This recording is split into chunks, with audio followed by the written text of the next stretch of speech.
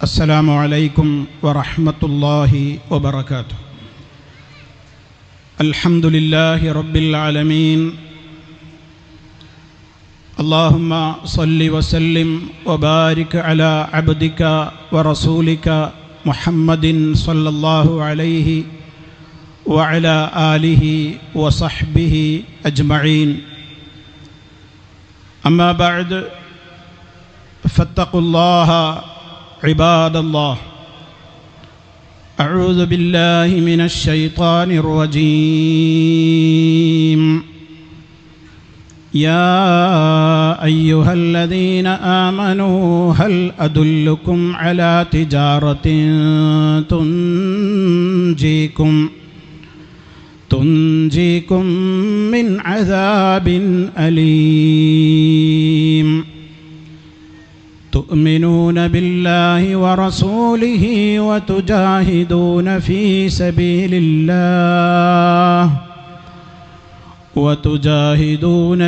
سبيل الله بأموالكم وأنفسكم ذلكم خير لكم إن كنتم تعلمون.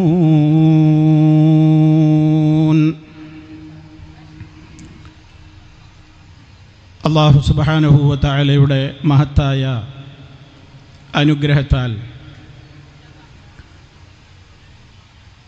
കാസർഗോഡ് ജില്ലയിലെ കാഞ്ഞങ്ങാട് നടക്കുന്ന ഈ മഹത്തായ ഫാമിലി കോൺഫറൻസ് അതിൻ്റെ ലക്ഷ്യം പൂർത്തീകരിച്ച് അതിൻ്റെ സമാപനത്തിലേക്ക് എത്തിയിരിക്കുകയാണ്. ഇവിടെ ഏറെ നേരമായി വന്നിരിക്കുന്ന എൻ്റെ പ്രിയപ്പെട്ട സഹോദരീ സഹോദരന്മാർ, വേദിയിലിരിക്കുന്ന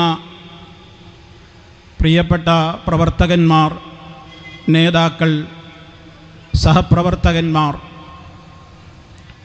ഈ ശബ്ദം ശ്രവിച്ചുകൊണ്ടിരിക്കുന്ന എല്ലാ സഹോദരങ്ങളും, അല്ലാഹു സുബ്ഹാനഹു വ തആല നമ്മുടെ ഈ കാത്തിരിപ്പും സംസാരവും ശ്രവിക്കലും എല്ലാം നമുക്ക് നാളെ പരലോകത്ത് ഉപകരിക്കുന്ന വിധത്തിൽ ഒരു സ്വാലിഹായ അമലായി ഖബൂൽ ചെയ്യുമാറാകട്ടെ. കേരളത്തിൻ്റെ വിവിധ ഭാഗങ്ങളിൽ മഹത്തായ ഈ കൂട്ടായ്മ അതിൻ്റെ പ്രബോധന പ്രവർത്തനങ്ങൾ നടത്തിക്കൊണ്ടിരിക്കുന്ന, അതിൻ്റെ ഒരു ഭാഗമായുള്ള ഈ ഫാമിലി കോൺഫറൻസുകൾ ഇപ്പോൾ ഇതേ സമയത്ത് ആലുവയിലും നടന്നുകൊണ്ടിരിക്കുകയാണ്. വൈവിധ്യമാർന്ന വിഷയങ്ങൾ ചർച്ച ചെയ്തുകൊണ്ട് കുടുംബസമേതമാണ് അത് കേൾക്കുവാൻ ഓരോ മഹാസമ്മേളനങ്ങളിലും തടിച്ചുകൂടിക്കൊണ്ടിരിക്കുന്നത്. ഇവിടെ ഈ മഹത്തായ പ്രോഗ്രാമിൽ എത്തിച്ചേരണമെന്ന് ആഗ്രഹിച്ച ഒരുപാട് ആളുകൾ ഇവിടെ എത്താൻ സാധിക്കാത്തവരുണ്ട്. എനിക്ക് തന്നെ പരിചയമുള്ള എൻ്റെ പല സുഹൃത്തുക്കളും, ഇവിടെ തന്നെ ഈ കാഞ്ഞങ്ങാട് ബല്ലാക്കടപ്പുറത്തുള്ള എൻ്റെ ഒരു സ്നേഹിതൻ, ദീർഘകാലമായി ഷാർജയിൽ പരിചയമുണ്ടായിരുന്ന പ്രിയപ്പെട്ട ഹമീദ് ചാ, അദ്ദേഹം അടുത്ത ദിവസങ്ങളിൽ മരണപ്പെടുകയുണ്ടായി. അള്ളാഹു അദ്ദേഹത്തിൻ്റെ ഖബർ സന്തോഷത്തിലാക്കി കൊടുക്കുമാറാകട്ടെ. അതുപോലെ തന്നെ പലരും, പരിചയത്തിലുള്ള പല ആളുകളും അടുത്ത ദിവസങ്ങളിലായി മരണപ്പെട്ടവരുണ്ട്. ഇവിടെ വരണമെന്ന് ആഗ്രഹിച്ചിട്ടും പല പ്രതിബന്ധങ്ങൾ കാരണത്താൽ എത്തിച്ചേരാൻ സാധിക്കാത്ത സഹോദരീ സഹോദരന്മാരുണ്ട്. എല്ലാവർക്കും അല്ലാഹു സുബ്ഹാനഹു വ തആല പരലോകത്ത് വലിയ പ്രതിഫലങ്ങൾ നൽകി, അതുപോലെ തന്നെ ആയുരാരോഗ്യം നൽകി, നമ്മുടെ രോഗങ്ങളെല്ലാം ശിഫയാക്കി, റഹ്മാനായ റബ്ബ് പൊരുത്തപ്പെടുന്ന അടിമകളായി ജീവിച്ചു മരിക്കുവാൻ എല്ലാ അർത്ഥത്തിലും തൗഫീഖ് പ്രദാനം ചെയ്യട്ടെ എന്ന് ആമുഖമായി തന്നെ ദുആ ചെയ്യുകയാണ്. സഹോദരങ്ങളെ, ഈ സമ്മേളനം ശ്രവിച്ചുകൊണ്ടിരിക്കുന്ന, ഇവിടെ കൂടിയിട്ടുള്ള എൻ്റെ പ്രിയപ്പെട്ട സഹോദരീ സഹോദരന്മാർ, അവരിൽ പ്രായമായവരുണ്ട്, അഥവാ കുടുംബജീവിതത്തിലെ പരിചയങ്ങളും തഴക്കവും പഴക്കവുമൊക്കെ എത്തുകയും മനസ്സിലാക്കുകയും ചെയ്തിട്ടുള്ള ആളുകൾ ഈ സദസ്സിലുണ്ട്. അതുപോലെ തന്നെ ന്യൂ ജനറേഷൻ എന്നറിയപ്പെടുന്ന തലമുറയിൽപ്പെടുന്ന ആളുകൾ ഇവിടെയുണ്ട്. ടീനേജുകാരുണ്ട്, യുവാക്കളുണ്ട്, യുവതികളുണ്ട്, ഭാര്യാഭർത്താക്കളുണ്ട്, മക്കളുണ്ട്, പേരക്കിടാങ്ങളുണ്ട്, ഇളയമ്മയുണ്ട്, മൂത്തമ്മയുണ്ട്, മൂത്തുപ്പയുണ്ട്. അങ്ങനെ കുടുംബങ്ങളിലെ എല്ലാ അംഗങ്ങളിലും ഒത്തുചേരുന്ന ഈ ഒരു മഹത്തായ ഈ ഒരു സമ്മേളനം, വിവിധ വിഷയങ്ങൾ നിങ്ങൾ കേട്ടുകഴിഞ്ഞു. ആ വിഷയങ്ങളുടെയൊക്കെ ഒരു പൂർത്തീകരണം എന്ന നിലക്ക് നമുക്ക് കുടുംബം ഒന്നിച്ച് സ്വർഗത്തിലേക്ക് പോകണം എന്ന വലിയ മോഹമാണ് നമുക്കുള്ളത്. ഒറ്റയ്ക്ക് എനിക്ക് സ്വർഗത്ത് പോവുക, ബാക്കിയുള്ളവരൊക്കെ അവരുടെ വഴിക്ക് പോകട്ടെ എന്നല്ല ഒരു വിശ്വാസി ചിന്തിക്കുന്നത്. എൻ്റെ കൂടെ എൻ്റെ മാതാപിതാക്കൾ ഉണ്ടാകണം, എൻ്റെ മക്കളുണ്ടാകണം, എൻ്റെ മരുമക്കളുണ്ടാകണം, എൻ്റെ പേരക്കുട്ടികളുണ്ടാകണം, എൻ്റെ സഹോദരീ സഹോദരന്മാരുണ്ടാകണം. ആ ഒരു മഹത്തായ ആഗ്രഹമാണ് നമ്മുടെ ജീവിതത്തിൽ നമ്മൾ സദാ കൊണ്ട് നടക്കുന്നതും അതിൻ്റെ സാക്ഷാത്കാരത്തിന് വേണ്ടിയാണ് നമ്മൾ സദാ റഹ്മാനായ റബ്ബിനോട് പ്രാർത്ഥിച്ചു കൊണ്ടിരിക്കുന്നതും. വളരെയേറെ ഉഷ്ണതരംഗം വ്യാപകമായ ഒരു കാലത്താണ് നമ്മളുള്ളത്. പലരും സംസാരിക്കുമ്പോൾ പറഞ്ഞു കേൾക്കുന്നു, ജീവിതത്തിൽ ഇന്ന് വരെ അനുഭവിച്ചിട്ടില്ലാത്തത്ര ചൂടാണ് അനുഭവിച്ചു കൊണ്ടിരിക്കുന്നത് എന്ന്. ഉമ്മമാരവരുടെ മക്കളെ തണുപ്പിക്കാൻ വേണ്ടിയും അതുപോലെ തന്നെ മുഖം കഴുകി കൊടുത്തും ശരീരത്തിൽ നനഞ്ഞ തുണികൾ കൊണ്ട് തുടച്ചു കൊടുത്തുമൊക്കെ ശരീരത്തിലെ ചൂടകറ്റുവാൻ വേണ്ടി സ്വന്തം മക്കളെ താലോലിക്കുന്നു. കുടുംബത്തിലെ അംഗങ്ങളൊക്കെ ദാഹം വരുമ്പോൾ നന്നായി വെള്ളം കുടിക്കുന്നു, തണുത്ത വെള്ളത്തിന് വല്ലാതെ മോഹിക്കുന്നു. ഇതൊക്കെ ഇവിടെ ഈ ചൂട് കാലത്ത് നമ്മൾ കാണുകയാണ്. കയറി നിൽക്കാനൊരു തണൽ കിട്ടിയെങ്കിൽ, ഒരു തണുത്ത കാറ്റ് വീശിയെങ്കിൽ എന്നാഗ്രഹിക്കാത്ത ആരാണ് ഈ അവസരത്തിലുള്ളത്? പ്രിയമുള്ളവരെ, ഇതൊക്കെ ദുന്യാവിൽ നമ്മൾ അനുഭവിക്കുന്ന കേവലം ചില കാര്യങ്ങളെങ്കിൽ, ഇവിടെ നമ്മൾ ഈ അനുഭവിച്ചു കൊണ്ടിരിക്കുന്ന ഈ വിയർപ്പും അതുപോലെ തന്നെ ഈ ചൂടിൻ്റെ കാഠിന്യവും ഇതൊക്കെ എത്ര നിസ്സാരമാണ്. അല്ലാഹു സുബ്ഹാനഹു വ തആല അവൻ്റെ റസൂലിലൂടെ പഠിപ്പിച്ചു തന്നതെന്താണ്? വളരെ ഗൗരവതരമായ ഒരു ലോകത്തേക്ക് നമുക്ക് പോകാനുണ്ട്. അവിടെ തണലുകളില്ല, സൗകര്യങ്ങളില്ല. ഒരുപാട് കൊല്ലം അവിടെ പോയി കാത്തു നിൽക്കണം വിധി എന്താണെന്നറിയാൻ. ആ സമയത്തൊരു തണൽ കിട്ടിയെങ്കിൽ, ഒരൽപ്പം വെള്ളം കിട്ടിയെങ്കിൽ, ഒരു കാറ്റുകൊണ്ടെങ്കിൽ എന്നൊക്കെ ആഗ്രഹിച്ചുകൊണ്ട് പോയി നിൽക്കുന്ന ഒരു ലോകമുണ്ടതാണ് മഹ്ശറ വൻസഭ.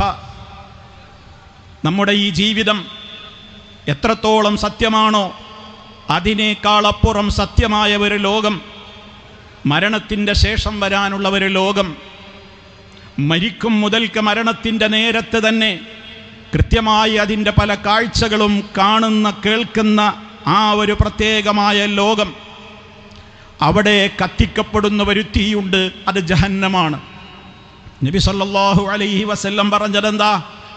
നിങ്ങൾ കത്തിക്കുന്ന തീയില്ലേ സഹോദരന്മാരെ, നാറുക്കും, നിങ്ങളുടെ ഈ ദുന്യാവിലുള്ള തീ അതേത് തീയാണ്? കാരിരുമ്പിനെ പോലും പച്ചവെള്ളമാക്കുവാൻ കഴിവുള്ള അതിശക്തമായ നിലക്കുള്ള ഏത് വസ്തുവിനെയും പച്ചവെള്ളം പോലെയാക്കുവാൻ എത്രയോ ഡിഗ്രി സെൽഷ്യസ് തിളപ്പിച്ച് ചൂടാക്കി കഴിഞ്ഞാൽ സാധ്യമാകുന്ന, നമുക്കൊരിക്കലും സഹിക്കാനാവാത്ത വിധത്തിലുള്ള അതികഠിനമായ ആ ചൂടുള്ള തീ, നബി സല്ലല്ലാഹു അലൈഹി വസല്ലം പറയുന്നത് അത് ജഹന്നമെന്ന നരകത്തിലെ ആ തീയുടെ 70% മാത്രമാണ്. അപ്പോൾ ഈ കാണുന്ന ഈ തീ എന്ന് പറയുന്നത് അത് ജഹന്നമിൻ്റെ 70 ഇരട്ടിയിൽ 70 മാത്രമാണ്.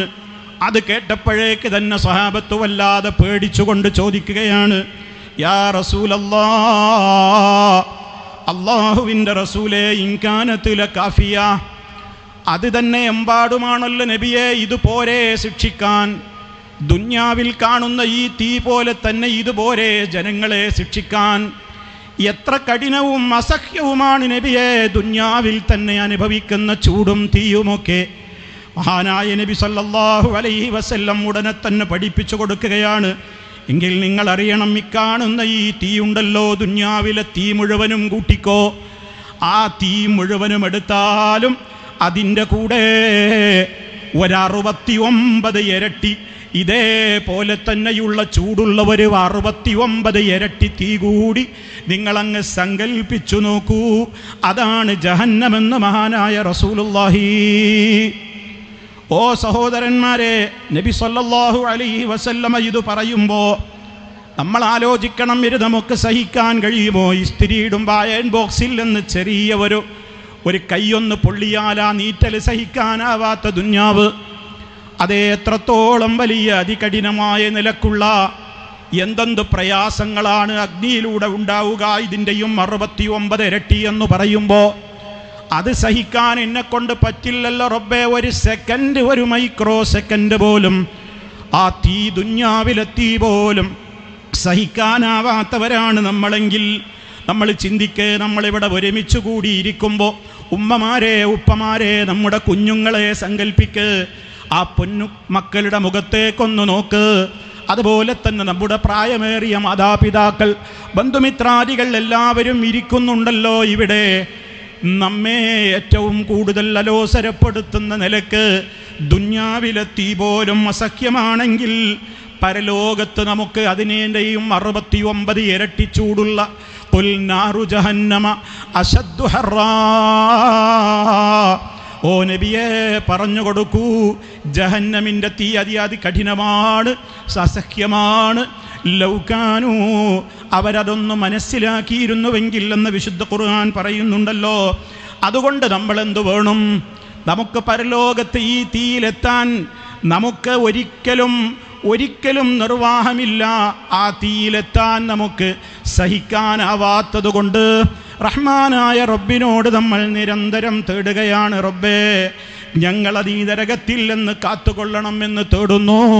നമുക്ക് വേണ്ടി തേടുന്നു, നമ്മുടെ മക്കൾക്ക് വേണ്ടി തേടുന്നു, ഭാര്യാഭർത്താക്കൾക്ക് വേണ്ടി തേടുന്നു, എല്ലാവർക്കും വേണ്ടി. നമ്മുടെ പ്രാർത്ഥനയുടെ പ്രധാന ഭാഗങ്ങളായി തന്നെ പ്രഭാത പ്രാർത്ഥനയിലും പ്രദോഷ പ്രാർത്ഥനയിലും നമ്മുടെ തശഹുദിൽ, നമ്മുടെ നമസ്കാരത്തിലും പുറത്തും അല്ലാത്ത എല്ലാ ഘട്ടങ്ങളിലുമൊക്കെ ജഹന്നമില്ലെന്ന് കാക്കണേ അല്ലാ. അത് സഹിക്കാനാവില്ലല്ലോ എന്ന് തേടാത്ത, പ്രാർത്ഥിക്കാത്ത ഒരു ദിവസമുണ്ടോ? എങ്കിൽ റഹ്മാനായ റബ്ബ് നമ്മളോട് പറയുകയാണ്, യാ അയ്യുഹല്ലദീന ആമനൂ, ഓ സത്യവിശ്വാസികളെ, ഖൂ അൻഫുസകും വഅഹ്ലീകും നാറാ,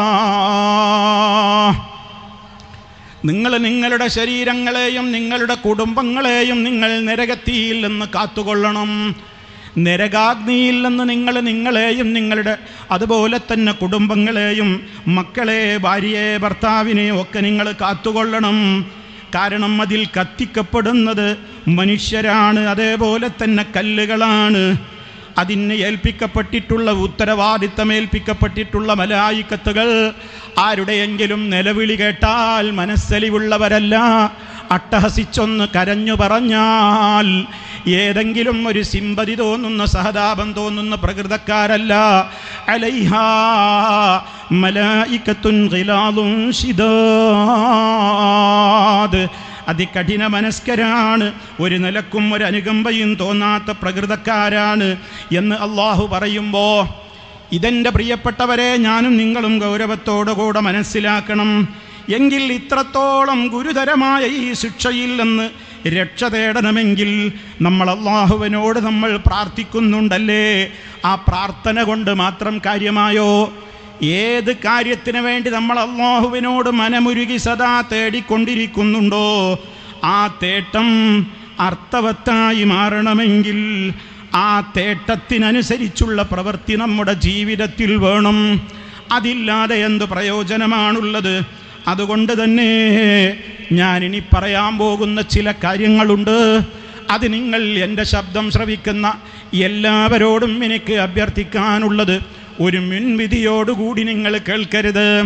അവരല്ലേ അവരങ്ങനെയേ പറയൂ എന്ന് നിങ്ങൾ ചിന്തിക്കരുത്. നിങ്ങൾ ശ്രദ്ധാപൂർവം കേൾക്ക്. എങ്ങനെയുള്ള മനസ്സാണിത് കേൾക്കുമ്പോൾ വേണ്ടത്? ഒരു പ്രാർത്ഥനയോടെയുള്ള മനസ്സുണ്ടാവട്ടെ. റഹ്മാനായ റബ്ബേ, പല അഭിപ്രായ വ്യത്യാസങ്ങൾക്കും നടുവിലാണ് ഞങ്ങൾ ജീവിക്കുന്നത്. പലരും പലതും പറയുമ്പോൾ ഏതാ ശരി ഏതാ തെറ്റെന്നറിയാതെ മനസ്സ് വല്ലാതെ ചാഞ്ചാടുകയാണ്. അതുകൊണ്ട് റബ്ബിനോട് നമ്മളെപ്പോഴും തേടാറുണ്ട്. മുത്തു മുസ്തഫ സല്ലല്ലാഹു അലൈഹി വസല്ലമ രാത്രിയിലെ നമസ്കാരത്തിന് എഴുന്നേറ്റ് ആ നിസ്കാരത്തിൻ്റെ പ്രാരംഭത്തിൽ തന്നെ പറയുന്ന ഒരു ദുആയുണ്ട്. ഞാനത് വിശദീകരിക്കുന്നില്ല. അല്ലാഹുമ്മ റബ്ബ ജിബ്രീല, അല്ലാഹുമ്മ റബ്ബ ജബ്രായീല വമീകായീല വൈസ്റാഫീൽ എന്ന് തുടങ്ങുന്ന ഒരു പ്രാർത്ഥനയുണ്ട്. സ്ക്രീനിൽ നിങ്ങൾക്കത് കാണാം. അതിൻ്റെ അവസാന ഭാഗത്ത് അല്ലാഹുവിൻ്റെ റസൂല് പറയുന്നതെന്താ? റഹ്മാനായ റബ്ബേ ഇഹ്ദിനീ ലിമഖ്തുലിഫ ഫീഹി മിനൽ ഹഖ്. ആളുകൾ പല അഭിപ്രായ വ്യത്യാസക്കാരാണ്. പല വിധത്തിലുള്ള കക്ഷികളും പല പാർട്ടികളും പല അഭിപ്രായ വ്യത്യാസങ്ങളുമൊക്കെ ലോകത്തുണ്ടല്ലോ. ഹഖ് ഏതാണെന്ന് നീ എനിക്ക് തെളിയിച്ചു തരണേ. ഹക്കിലേക്ക് എൻ്റെ മനസ്സ് നീ ചാഞ്ഞ് ആ വിധത്തിലുള്ള വഴിയിലേക്ക് നീ എന്നെ ചേർത്ത് തരണേ. കാരണം അത് നിന്നെക്കൊണ്ടേ കഴിയൂ. ഇന്നക തഹ്ദീ മൻ തശാഉ ഇലാ സിറാത്തിൻ മുസ്തഖീം. അള്ളാഹുവിനോടാണ് പറയുന്നത്. എനിക്കെന്തിനെ കഴിയൂ? ഈ സ്റ്റേജിൽ വെച്ച് നിങ്ങളോട് പറയാം, നിങ്ങൾക്ക് എന്നോട് പറയാം. പക്ഷേ ഞാൻ പറയുന്നതും നിങ്ങൾ കേൾക്കുന്നതുമൊക്കെ അതങ്ങനെ തന്നെ നിങ്ങൾ അനുസരിക്കാനോ നിങ്ങളെ കൊണ്ട് അനുസരിപ്പിക്കാനോ സാധുവായ എനിക്കോ ലോകത്തൊരാൾക്കുമോ അതിന് കഴിവില്ലല്ലോ. അത് റഹ്മാനായ റബ്ബാണ് നൽകേണ്ടത്. അതുകൊണ്ട് ഇവിടെ ഇരിക്കുന്ന എൻ്റെ പ്രിയമുള്ളവരോട് അച്ചടക്കത്തോടെ അവസാനം വരെ നിങ്ങളിത് ശ്രവിക്കുമ്പോൾ എനിക്ക് ഹക്ക് ബോധ്യമാക്കി തരണം അല്ലാ. നീ എന്നെ ശരിയായ മാർഗത്തിലേക്ക് നീ എന്നെ കൊണ്ടുപോകണം. നീയാണല്ലോ നീ ഉദ്ദേശിക്കുന്നവർക്ക് നേർവഴി നൽകുന്നത് എന്ന പ്രാർത്ഥന നമ്മുടെ മനസ്സിൽ വേണം. ആ പ്രാർത്ഥനയോടെയാണ് നിങ്ങളിവിടെ ഇരുന്നത് കേൾക്കേണ്ടത്. ഓ സഹോദരന്മാരെ, എന്തെല്ലാം വിഷയങ്ങൾ ഇവിടെ നിങ്ങൾ കേട്ട് കഴിഞ്ഞു. കുടുംബജീവിതത്തിൽ സമാധാനമുണ്ടാകുവാൻ, സന്തോഷമുണ്ടാകുവാൻ പലവിധ കാര്യങ്ങൾ നമ്മൾ പറഞ്ഞു. ആ കാര്യങ്ങളൊക്കെ ജീവിതത്തിൽ പാലിച്ചാലും ഇനി ഞാൻ പറയാൻ പോകുന്ന വിഷയം കൂടി പാലിക്കാതെ നമ്മളങ്ങ് മരണപ്പെട്ടു പോയാൽ പരലോകത്ത് നമുക്ക് സന്തോഷമുണ്ടാവില്ല. അതാണ് റബ്ബ് സ്നേഹത്തോടെ വിളിച്ചു ചോദിക്കുന്നത്. ഓ വിശ്വാസികളെ, ഹൽ അദുല്ലുക്കും, ഞാൻ നിങ്ങൾക്ക് പറഞ്ഞു തരട്ടെയോ, ഞാൻ നിങ്ങൾക്ക് അറിയിച്ചു തരട്ടെയോ, അലാ തിജാറത്തിനൊരു കച്ചവടത്തെക്കുറിച്ച്. നമ്മുടെ മനസ്സ് വല്ലാതെ അങ്ങോട്ട് ശ്രദ്ധിപ്പിക്കുന്ന നിലക്കുള്ള ചോദ്യം. ബിസിനസ് ആർക്കാണ് ഇഷ്ടമില്ലാത്തത്? കച്ചവടം ആർക്കാണ് ഇഷ്ടമില്ലാത്തത്? പക്ഷേ പലർക്കും കച്ചവടത്തിനിറങ്ങാൻ കാശുണ്ടായാലും പേടിയാണ്. കാരണം ഈ ചതിയുടെ ദുന്യാവിൽ നഷ്ടം വരുമോ, പരാജയപ്പെടുമോ, വഞ്ചിക്കപ്പെടുമോ, നൂറുകൂട്ടം ആശങ്കകളാണ്. എന്നാൽ ഒരാശങ്കക്കും പഴുതില്ലാത്ത നിലക്ക് കച്ചവടത്തെക്കുറിച്ച് അല്ലാഹു തആല ഇവിടെ പരിചയപ്പെടുത്തുന്ന ബിസിനസിനെ കുറിച്ച് പറഞ്ഞപ്പോൾ ഒരാൾക്കും പറയാൻ കഴിയാത്ത ഓഫറാണ് പറയുന്നത്. ആ കച്ചവടത്തിൽ നിങ്ങൾ ഏർപ്പെട്ടാൽ തുഞ്ചീകും മിൻ അദാബിൻ അലീം. മഹ്ശറിൽ വരാതിരിക്കുന്ന നമുക്ക് ഒരിക്കലും വേദന സഹിക്കാനാവാത്ത പെയിൻഫുള്ളായ വേദനാജനകമായ കത്തിയാളുന്ന നരകമില്ലേ? അതിൽ നിന്ന് നിങ്ങൾക്ക് രക്ഷപ്പെടാം. നിങ്ങളുടെ മക്കൾക്ക് രക്ഷപ്പെടാം, കുടുംബങ്ങൾക്ക് രക്ഷപ്പെടാം, അതേ മാതാപിതാക്കൾക്കും മക്കൾക്കും എല്ലാവർക്കും രക്ഷപ്പെടാം. അങ്ങനെ അതിന് നിങ്ങളെ പ്രാപ്തരാക്കുന്ന ഒരു ബിസിനസ്സിനാ നിങ്ങൾക്ക് ഇതാ അറിയിച്ചു തരട്ടെയോ? എന്നെ പടച്ച നിങ്ങളെ പടച്ച റഹ്മാനായ റബ്ബാണ് ചോദിക്കുന്നത്. എത്ര സ്നേഹത്തോടെയാണ് വിളിക്കുന്നത്. ഓ മുഅ്മിനുകളെ, എന്നെ വിശ്വസിക്കുന്നവരെ, മുത്തു മുസ്തഫയിൽ വിശ്വാസമുള്ളവരെ, മരിച്ചാലൊരു ജീവിതമുണ്ട്, അത് പരലോകമാണ് എന്ന് വിശ്വസിക്കുന്നവരെ, ഖബറിലെ ശിക്ഷ വിശ്വസിക്കുന്നവരെ, സിറാത്തും അതുപോലെ തന്നെ മീസാനും അതേ അവിടുത്തെ ഹിസാബുമൊക്കെ വിശ്വസിക്കുന്ന മുഅ്മിനീങ്ങളെ, നിങ്ങളോട് പറഞ്ഞു തരാം ചില വഴികൾ. ഇതാണ് എനിക്കും നിങ്ങൾക്കും മനസ്സിലാക്കാനുള്ളത്. ഈ കാര്യങ്ങൾ നമ്മുടെ കുടുംബത്തിൽ ഇല്ലെങ്കിൽ ഇവിടെ എന്ത് സന്തോഷം കിട്ടിയിട്ടും കാര്യമില്ല, അവിടെ നമുക്ക് നഷ്ടമാണ്. അതുകൊണ്ടാണ് റബ്ബ് പറയുന്നത്, ഒന്നാമത്തെ കാര്യം തന്നെ പറഞ്ഞതെന്താ? തുഅ്മിനൂന ബില്ലാഹ്, നിങ്ങൾ അല്ലാഹുവിൽ വിശ്വസിക്കണം, അല്ലാഹുവിൽ നിങ്ങൾ ശരിക്ക് ഈമാനുള്ളവരാകണം. വറസൂലിഹി, ആ അല്ലാഹു നമുക്ക് നേരിട്ട് വന്ന് കാര്യം പറഞ്ഞു തരുന്ന സമ്പ്രദായമില്ല. അവൻ തിരഞ്ഞെടുക്കുന്ന നബിമാരിലൂടെ അതിൻ്റെ അന്ത്യമായ കർമ്മം നിർവഹിച്ചു പോയ മുത്ത് മുസ്തഫ സല്ലല്ലാഹു അലൈഹി വസല്ലം അവിടുന്ന് പഠിപ്പിച്ചു തന്നതുപോലെ ആ റസൂലിലും നിങ്ങൾ വിശ്വസിക്കൂ.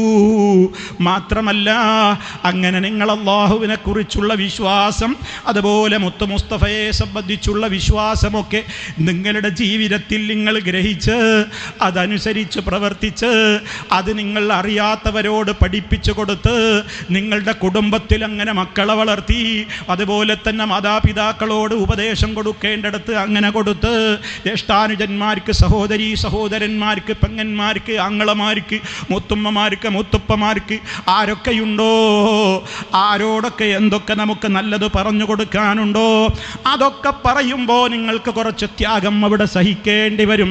അവിടെ നിങ്ങൾ പിന്മാറല്ലേ. നിങ്ങളുടെ സമ്പത്ത് കൊണ്ടും നിങ്ങളുടെ ശരീരങ്ങളെ കൊണ്ടും നിങ്ങൾ അല്ലാഹുവിൻ്റെ മാർഗത്തിൽ ത്യാഗം ചെയ്യണേ.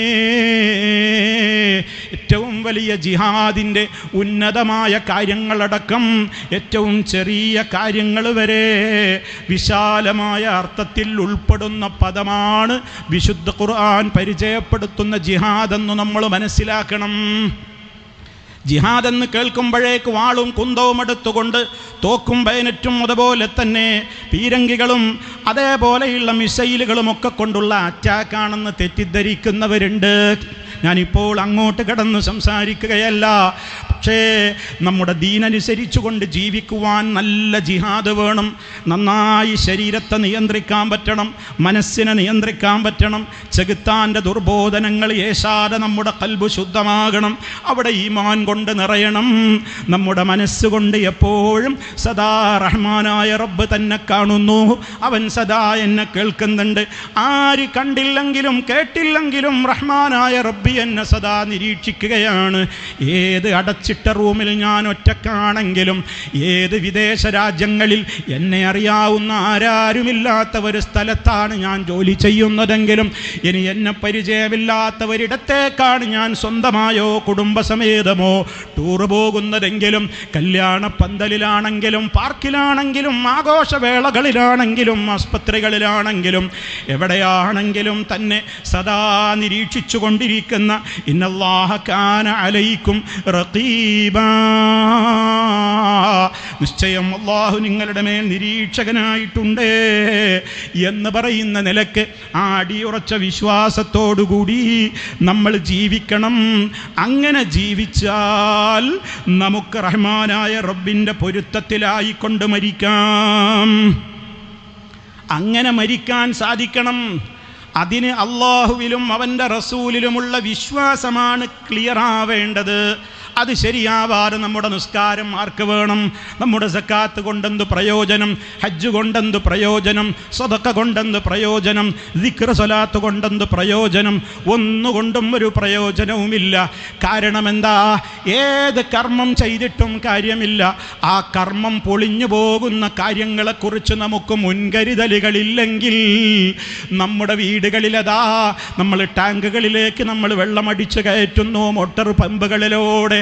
അതേ അങ്ങനെ നമ്മൾ കുടിക്കാനും കുളിക്കാനും ഭക്ഷണം പാകം ചെയ്യാനുമൊക്കെ ഉപയോഗപ്പെടുത്തുന്ന നമ്മളുടെ ആ ടാങ്കിലേക്ക് അടിച്ചു കയറ്റുന്ന വെള്ളം പെട്ടെന്നതാ തീർന്നു പോകുന്നു എന്ന് കാണുമ്പോൾ കുടുംബങ്ങളതാ ബേജാറാവുകയാണ്.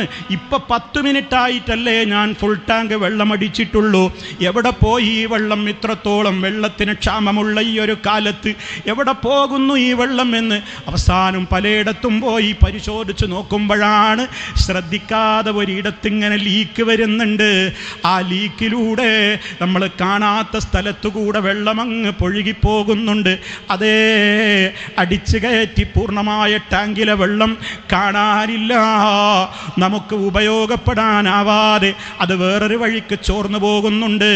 ആ ചോർച്ചയടക്കാതെ ആ ചോരുന്ന കാര്യത്തിന് എന്താണ് കാരണമെന്ന് കണ്ടെത്തിയിട്ട് അത് പരിഹരിക്കാതെ നിങ്ങൾ എത്ര ടാങ്ക് വെള്ളം അടിച്ചു കയറ്റിയാലും നിങ്ങൾക്കത് പ്രയോജനപ്പെടൂല. ഇത് നമ്മളൊക്കെ കുടുംബത്തിൽ അനുഭവിക്കുന്ന കാര്യമല്ലേ? എങ്കിൽ പ്രിയപ്പെട്ട സഹോദരങ്ങളെ, റഹ്മാനായ റബ്ബിൻ്റെ കോടതിയിൽ പോയി നിൽക്കുകയാണ്. വകുല്ലുഹും ആതീഹി യൗമൽ ഖിയാമത്തി ഫർദാ. അവിടെ ആരും നമുക്ക് സഹായത്തിനില്ല. ബാപ്പക്ക് മക്കൾ വേണ്ട, മക്കൾക്ക് ബാപ്പ വേണ്ട, ഉമ്മ വേണ്ട, ഭാര്യക്ക് ഭർത്താവിനെ വേണ്ട, ഭർത്താവിന് ഭാര്യയെ വേണ്ട, ആർക്കും ആരെയും വേണ്ട. നഫ്സി നഫ്സി, എൻ്റെ തടി ഒന്ന് നരകത്തുനിന്ന് രക്ഷപ്പെടണം, അതിന് ഞാൻ എന്താ വേണ്ടതെന്ന് മോഹിച്ചുകൊണ്ട് നിൽക്കുന്ന ലോകത്ത് എത്തുമ്പോൾ വലിയ പ്രതീക്ഷയോടെ പോയി നിന്നതാണ്. പക്ഷേ വിചാരണയുടെ നേരത്ത് ഏട് കയ്യിൽ കിട്ടിയപ്പോ, പുസ്തകം കയ്യിൽ കിട്ടിയപ്പോ ചെയ്തു പോയ കർമ്മങ്ങളൊന്നും കാണാനില്ല, എല്ലാം നശിച്ചു പോയിരിക്കുന്നു. എവിടെ പോയി ഇതിൻ്റെ പ്രതിഫലമൊക്കെ? എന്തേ കാരണം? നമ്മളൊക്കെ ഒരുപാട് ചെയ്തു എന്നാ നമ്മൾ വിചാരിക്കുന്നത്. ഓ സഹോദരന്മാരെ, ആ കർമ്മങ്ങൾ റബ്ബിൻ്റെ അടുക്കൽ അങ്ങ് കബൂലാകണമെങ്കിൽ അതിന് റബ്ബ് നിശ്ചയിച്ച ചില ഉപാധികളുണ്ട്, കണ്ടീഷനുകളുണ്ട്.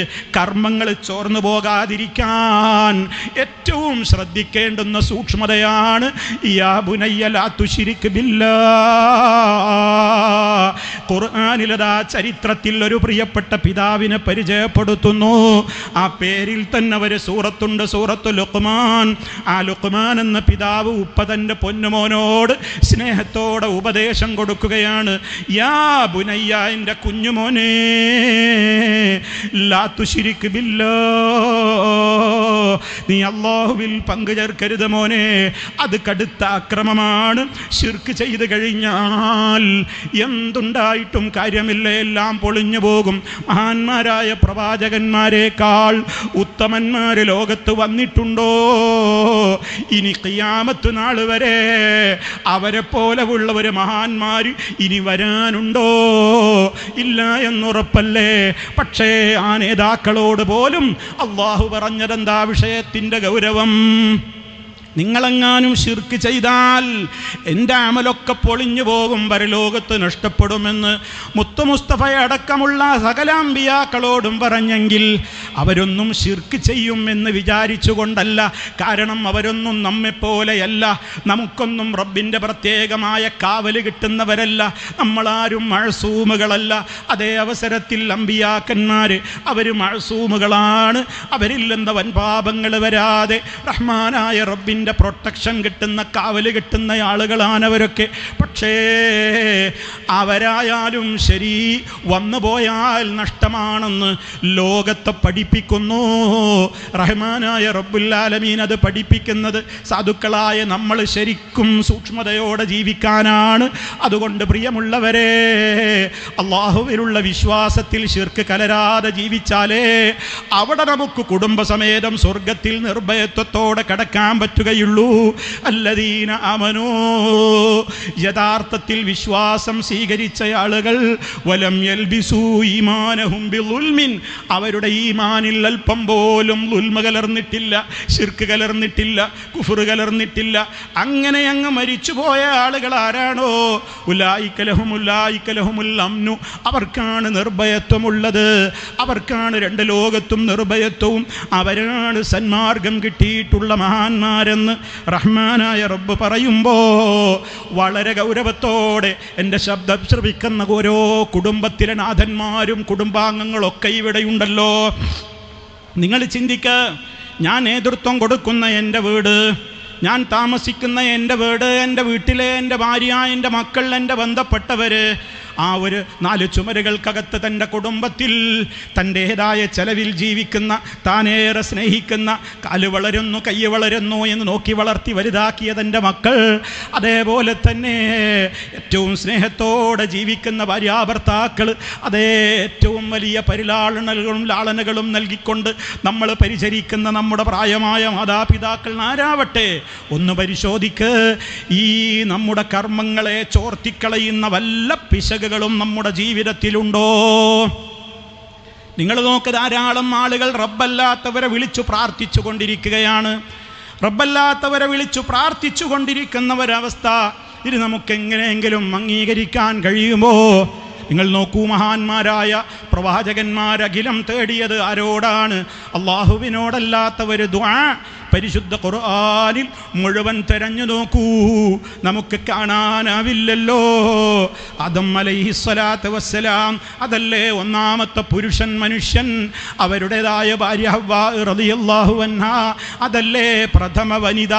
അവിടുന്ന് അങ്ങോട്ട് അതാ വിശുദ്ധ ഖുർആനിൻ്റെ ആ ഓരോ ചരിത്രങ്ങളിലും പ്രതിപാദനങ്ങളിലും വന്നുപോയിട്ടുള്ള ഇബ്രാഹിം അലൈഹിസ്സലാമിൻ്റെ ചരിത്രം, നൂഹ് നബി അലൈഹിസ്സലാമിൻ്റെ ചരിത്രം, മൂസ അലൈഹിസ്സലാമിൻ്റെ ചരിത്രം, ഈസാ അലൈഹിസ്സലാമിൻ്റെ ചരിത്രം, മറ്റ് അംബിയാക്കളുടെ ചരിത്രം, സാലിഹീങ്ങളുടെ ചരിത്രം, ശുഹദാക്കളുടെ ചരിത്രം, സിദ്ദീഖീങ്ങളുടെ ചരിത്രം, അങ്ങനെയുള്ള ഏതൊക്കെ മഹാന്മാരുണ്ടോ അവരുടെയൊക്കെ ചരിത്രം പറയുന്നിടത്ത് റഹ്മാനായ റബ്ബിനോടല്ലാത്തവര് ദുആ കാണാൻ കഴിയുന്നുണ്ടോ? കാണാൻ കഴിയൂല. റബ്ബിനോട് മാത്രമാണ് അവരൊക്കെ പ്രാർത്ഥിച്ചത്. സഹോദരങ്ങളെ, ഇനി നമ്മുടെ നിത്യജീവിതത്തിൽ നമ്മൾ ഉണരുന്നത് മുതൽക്ക് ഉറങ്ങും വരെ എന്തൊക്കെ ദിക്ർ ചൊല്ലാനുണ്ട്, എത്ര ദുആ ഇരക്കാനുണ്ട്. ആ ദിക്റുകളിലോ ദുആകളിലോ അല്ലാഹുവിനോടല്ലാത്ത ഒരു ദുആ നമുക്ക് കാണാൻ കഴിയുമോ? എങ്കിൽ കാര്യം വളരെ വ്യക്തമല്ലേ. എന്തിനാ പിന്നെ ഈ അഭിപ്രായ വ്യത്യാസം? അതുകൊണ്ട് പ്രാർത്ഥനകൾ അഖിലം റഹ്മാനായ റബ്ബ് സുബ്ഹാനഹു വ തആലയോട് മാത്രമാണ് നമ്മൾ നിർവഹിക്കേണ്ടത്. നമുക്ക് ദുനിയാവിൽ പലരുമായും സഹായങ്ങളും സഹകരണങ്ങളും ഇല്ലാതെ ജീവിക്കാനാവില്ല. എനിക്കൊരു 100 രൂപയുടെ കടം ആവശ്യമെന്നാൽ ഉള്ള ഒരാളോട് ഞാൻ തേടാറുണ്ട്, സഹായം തേടാറുണ്ട്. അതിവിടെ ജീവിച്ചിരിക്കുന്ന ആളുകളോട്, നമ്മൾ കാണുന്ന നമ്മൾ അറിയുന്ന ആളുകളോട് നമ്മളങ്ങനെ നമ്മുടേതായ ചില കാര്യങ്ങൾ നേടാൻ വേണ്ടി ജീവിതം അങ്ങനെയാണ്. അങ്ങനെ തന്നെയാണ് നമ്മൾ ജീവിക്കേണ്ടതും. ഒരു കൂട്ടമായ ജീവിതത്തിൽ അങ്ങനെ തന്നെയാണ്. പക്ഷേ അതൊക്കെ നമുക്ക് പരസ്പരം കാണാനും അറിയാനുമൊക്കെ കഴിയാവുന്ന ആളുകളോടാണ്. അതേ അവസരത്തിൽ ഒരു വ്യക്തി മരണപ്പെട്ടു പോയാൽ, അതേ നമ്മുടെ ഏതൊരു വിഷയങ്ങളും തന്നെ നമ്മുടെ കാര്യകാരണ ബന്ധങ്ങൾക്കപ്പുറത്തുള്ള വിഷയത്തിൽ റബ്ബിനോടല്ലാതെ ഒരു പടപ്പിനോടും നമ്മൾ പ്രാർത്ഥിച്ചിട്ട് പ്രയോജനമില്ല. അത് കേൾക്കാനോ ഉത്തരം ചെയ്യാനോ അവരെ കൊണ്ട് സാധ്യമേ അല്ല. അങ്ങനെ കാര്യകാരണ ബന്ധങ്ങൾക്കപ്പുറത്തുള്ള ഏതൊരു വിഷയമാകട്ടെ അത് റഹ്മാനായ റബ്ബിലേക്ക് മാത്രം തിരിച്ചുവിടണം. കാരണം അത് പ്രാർത്ഥനയാണ്. പ്രാർത്ഥന റബ്ബിനോട് മാത്രമേ നമുക്കുണ്ടാകാവൂ. നമ്മളെപ്പോഴും കേൾക്കുന്ന വിഷയങ്ങളാണ്. അതുകൊണ്ട് തന്നെ ഈ ഒരു വിഷയത്തിൽ എൻ്റെ കുടുംബത്തിൽ എവിടെയെങ്കിലും വല്ല പാളിച്ചകളും വരുന്നുണ്ടോ? പ്രയാസം വരുമ്പോൾ ബദരീങ്ങളെ കാക്കണേ എന്ന് പറയുന്ന ആളുകൾ എൻ്റെ വീട്ടിലുണ്ടോ? മുഹീദ്ദീൻ ശൈഖേ മമ്പുറത്തെ തങ്ങളെ കാക്കണേ, ഉള്ളാൾ തങ്ങളെ കാക്കണേ എന്ന് പറയുന്ന അങ്ങനെ പലരെയും വിളിച്ച് തേടുന്ന പ്രാർത്ഥിച്ചു കൊണ്ടിരിക്കുന്ന ഈ ഒരു ദുരന്തം നമ്മുടെ പരിചയത്തിലുണ്ടോ? അതേ, അവരൊക്കെ എന്ത് വിശ്വാസത്തിലാണ് അവരോട് വിളിച്ച് തേടുന്നത്? റബ്ബിനോട് നമ്മൾ തേടുമ്പോഴുള്ള അതേ വിശ്വാസമാണ് ഇവരോടൊക്കെ വിളിച്ച് തേടുമ്പോഴും ഇവർക്കുമുള്ളത്. എവിടെ നിന്ന് വിളിച്ചാലും എൻ്റെ റബ്ബ് കേൾക്കും. ഇതല്ലേ നമ്മുടെ വിശ്വാസം.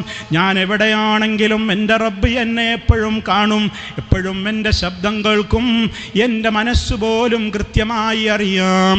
ഞാൻ എന്ത് ചോദിച്ചാലും എവിടെയാണെങ്കിലും ഉത്തരം ചെയ്യാൻ എൻ്റെ റബ്ബിന് കഴിയും. ഏത് വിഷയം ചോദിച്ചാലും അതൊക്കെ തരാൻ മാത്രം എൻ്റെ റബ്ബിൻ്റെ ഖജനാവ് വിശാലമാണ്.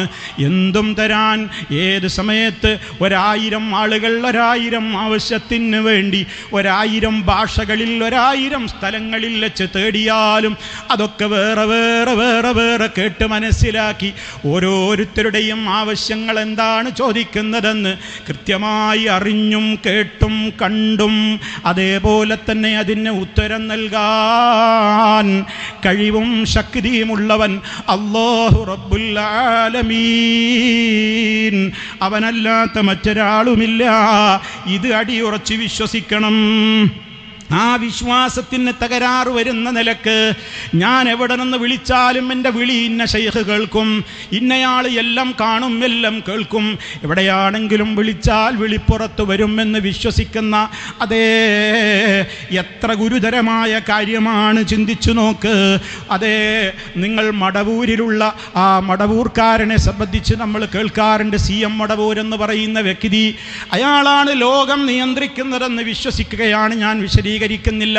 ഈ ഒരു സോഷ്യൽ മീഡിയയുടെ കാലഘട്ടത്തിൽ ആ വിഷയത്തെക്കുറിച്ച് കേൾക്കാത്ത ആരാണുള്ളത്? മുഴുവൻ അദ്ദേഹം കൺട്രോൾ ചെയ്യുകയാണ് പോലും. എന്താണ് ആലം? ഖുതുബുൽ ആലം, മുദബ്ബിറുൽ ആലം. ആലം എന്ന് പറഞ്ഞാൽ അല്ലാഹയല്ലാത്ത മുഴുവനും പറയുന്ന പേരാണ്. അല്ലാഹു ഒഴികെയുള്ള എല്ലാത്തിനും പറയുന്ന പ്രയോഗമാണ് അൽ ആലം. ആ ആലമിൻ്റെ മുഴുവൻ നിയന്താവ്, നിയന്ത്രണം നടത്തുന്നത് ഇന്നയാളാണെന്ന് പറഞ്ഞാൽ ഓ മുസ്ലിമീങ്ങളെ, അത് വിശ്വസിക്കാൻ ഒരു മനുഷ്യന് പറ്റുമോ? എല്ലാം കേൾക്കും, എവിടെ നിന്ന് വിളിച്ചാലും കേൾക്കുന്ന സമീഉൽ ആലമാണ്. എവിടെയായാലും കാണുന്ന ബസീറുൽ ആലമാണ്. എവിടെയാണെങ്കിലും നമ്മുടെ പ്രാർത്ഥനകൾ കേട്ട് ഉത്തരം ചെയ്യുന്ന മുജീബുൽ ആലമാണ്. എവിടെയാണെങ്കിലും നമുക്ക് ഉത്തരം ചെയ്യാൻ കഴിവും ശക്തിയുമുള്ള, എല്ലാത്തിനും കഴിവങ്ങോട്ട് കൊടുക്കപ്പെട്ടിട്ടുള്ള ഖദീറാണ്. ആ നിലക്കൊക്കെയുള്ള വിശ്വാസങ്ങളാണ് അല്ലാഹു അല്ലാത്തവരെ കുറിച്ച് വിശ്വസിച്ചു കൊണ്ടിരിക്കുന്നത്. മാത്രമല്ല, ഈ ലോകത്ത് എന്ത് നടക്കുന്നുണ്ടോ ഒരു ഇല പോലും താഴേക്ക് വീഴുന്നില്ല, ഒരു പെണ്ണും പ്രസവിക്കുന്നില്ല, ഒരു കുഞ്ഞും ജനിക്കുന്നില്ല, മരിക്കുന്നില്ല. ഇവിടെ എന്ത് സംഭവിക്കുന്നുണ്ടെങ്കിലും ഇവിടെ ഔലിയാക്കൾ അറിയാതെ ഒന്നും നടക്കുന്നില്ല പോലും. അവരാണ് എല്ലാം കൺട്രോൾ ചെയ്യുന്നത്. ലോകത്തുള്ള ഫ്ലൈറ്റുകളും വാഹനങ്ങളും എല്ലാം ഇനി അതിൽ വിശദീകരിക്കേണ്ടതില്ലാത്ത നിലക്ക് അർശ് മുതൽ, അതേ റഹ്മാനായ റബ്ബിൻ്റെ അർശ് മുതൽ ഈ ഭൂമിയുടെ അടിത്തട്ട് വരെയുള്ള സകല കാര്യങ്ങളും ഇവർ നിയന്ത്രിക്കുന്നു. അറേബ്യൻ മുശ്രിക്കുകൾ പോലും വിശ്വസിച്ചിട്ടില്ലാത്ത വിശ്വാസം അവരോട് പോലും ചോദിച്ചപ്പോൾ റഹ്മാനായ റബ്ബ് നബി തങ്ങളോട് ചോദിക്കുകയാണ്, പ്രവാചകരെ, ആ ജനങ്ങളോട് ചോദിക്ക്, ആരാടോ നിങ്ങളെ സൃഷ്ടിച്ചത്? നിങ്ങളെ മുൻഗാമികളെ സൃഷ്ടിച്ചത്? ആകാശഭൂമികളെ അടങ്ങുന്ന പ്രപഞ്ചത്തെ സൃഷ്ടിച്ചത് ആരാണ്? സൂര്യചന്ദ്രന്മാരെ കീഴ്പ്പെടുത്തി തന്നത് ആരാണ്? എല്ലാം കേൾക്കാനും കാണാനും ഒക്കെ കഴിവുള്ളവർ ആരാണ്? ലോകം മുഴുവനെല്ലാം നിയന്ത്രിച്ചു കൊണ്ടിരിക്കുന്ന നിയന്താവ് ആരാണ് എന്നൊക്കെ അബൂജഹലടക്കമുള്ള അറേബ്യയിലെ മുശ്രിക്കുകളോട് ചോദിച്ചാൽ പോലും അവരൊക്കെ പറഞ്ഞ ഒരൊറ്റ മറുപടി അള്ളയാണെന്നാണ് അവരൊക്കെ പറഞ്ഞത്. പക്ഷേ അതിനെയും മറികടന്നുകൊണ്ട് ഇവിടെ ചിലർ പറയാണ് ഇവരാണ് മുഴുവൻ നിയന്ത്രിക്കുന്നത്. അല്ലാഹു എല്ലാവർക്കും ഹിദായത്തിൻ്റെ വഴിയിലേക്ക് വെളിച്ചം നൽകട്ടെ എന്ന് പ്രാർത്ഥിക്കുകയല്ലാതെ നിവൃത്തിയില്ല. അതുകൊണ്ട് വളരെ ഗൗരവതരമായ കാര്യമാണ്. നമ്മുടെ മാതൃക ആരാണ്? നമ്മൾ എന്നും 5 നേരത്തെ നിസ്കാരത്തിൽ റബ്ബിനോട് തേടുന്നു, ഇഹ്ദിനസ് സിറാത്തൽ മുസ്തഖീം, മുസ്തഖീമായ വഴിയിലൂടെ നീ ഞങ്ങളെ ചേർക്കണേ, നേരായ റൂട്ടിലേക്ക് ഞങ്ങളെ ചേർക്കണം.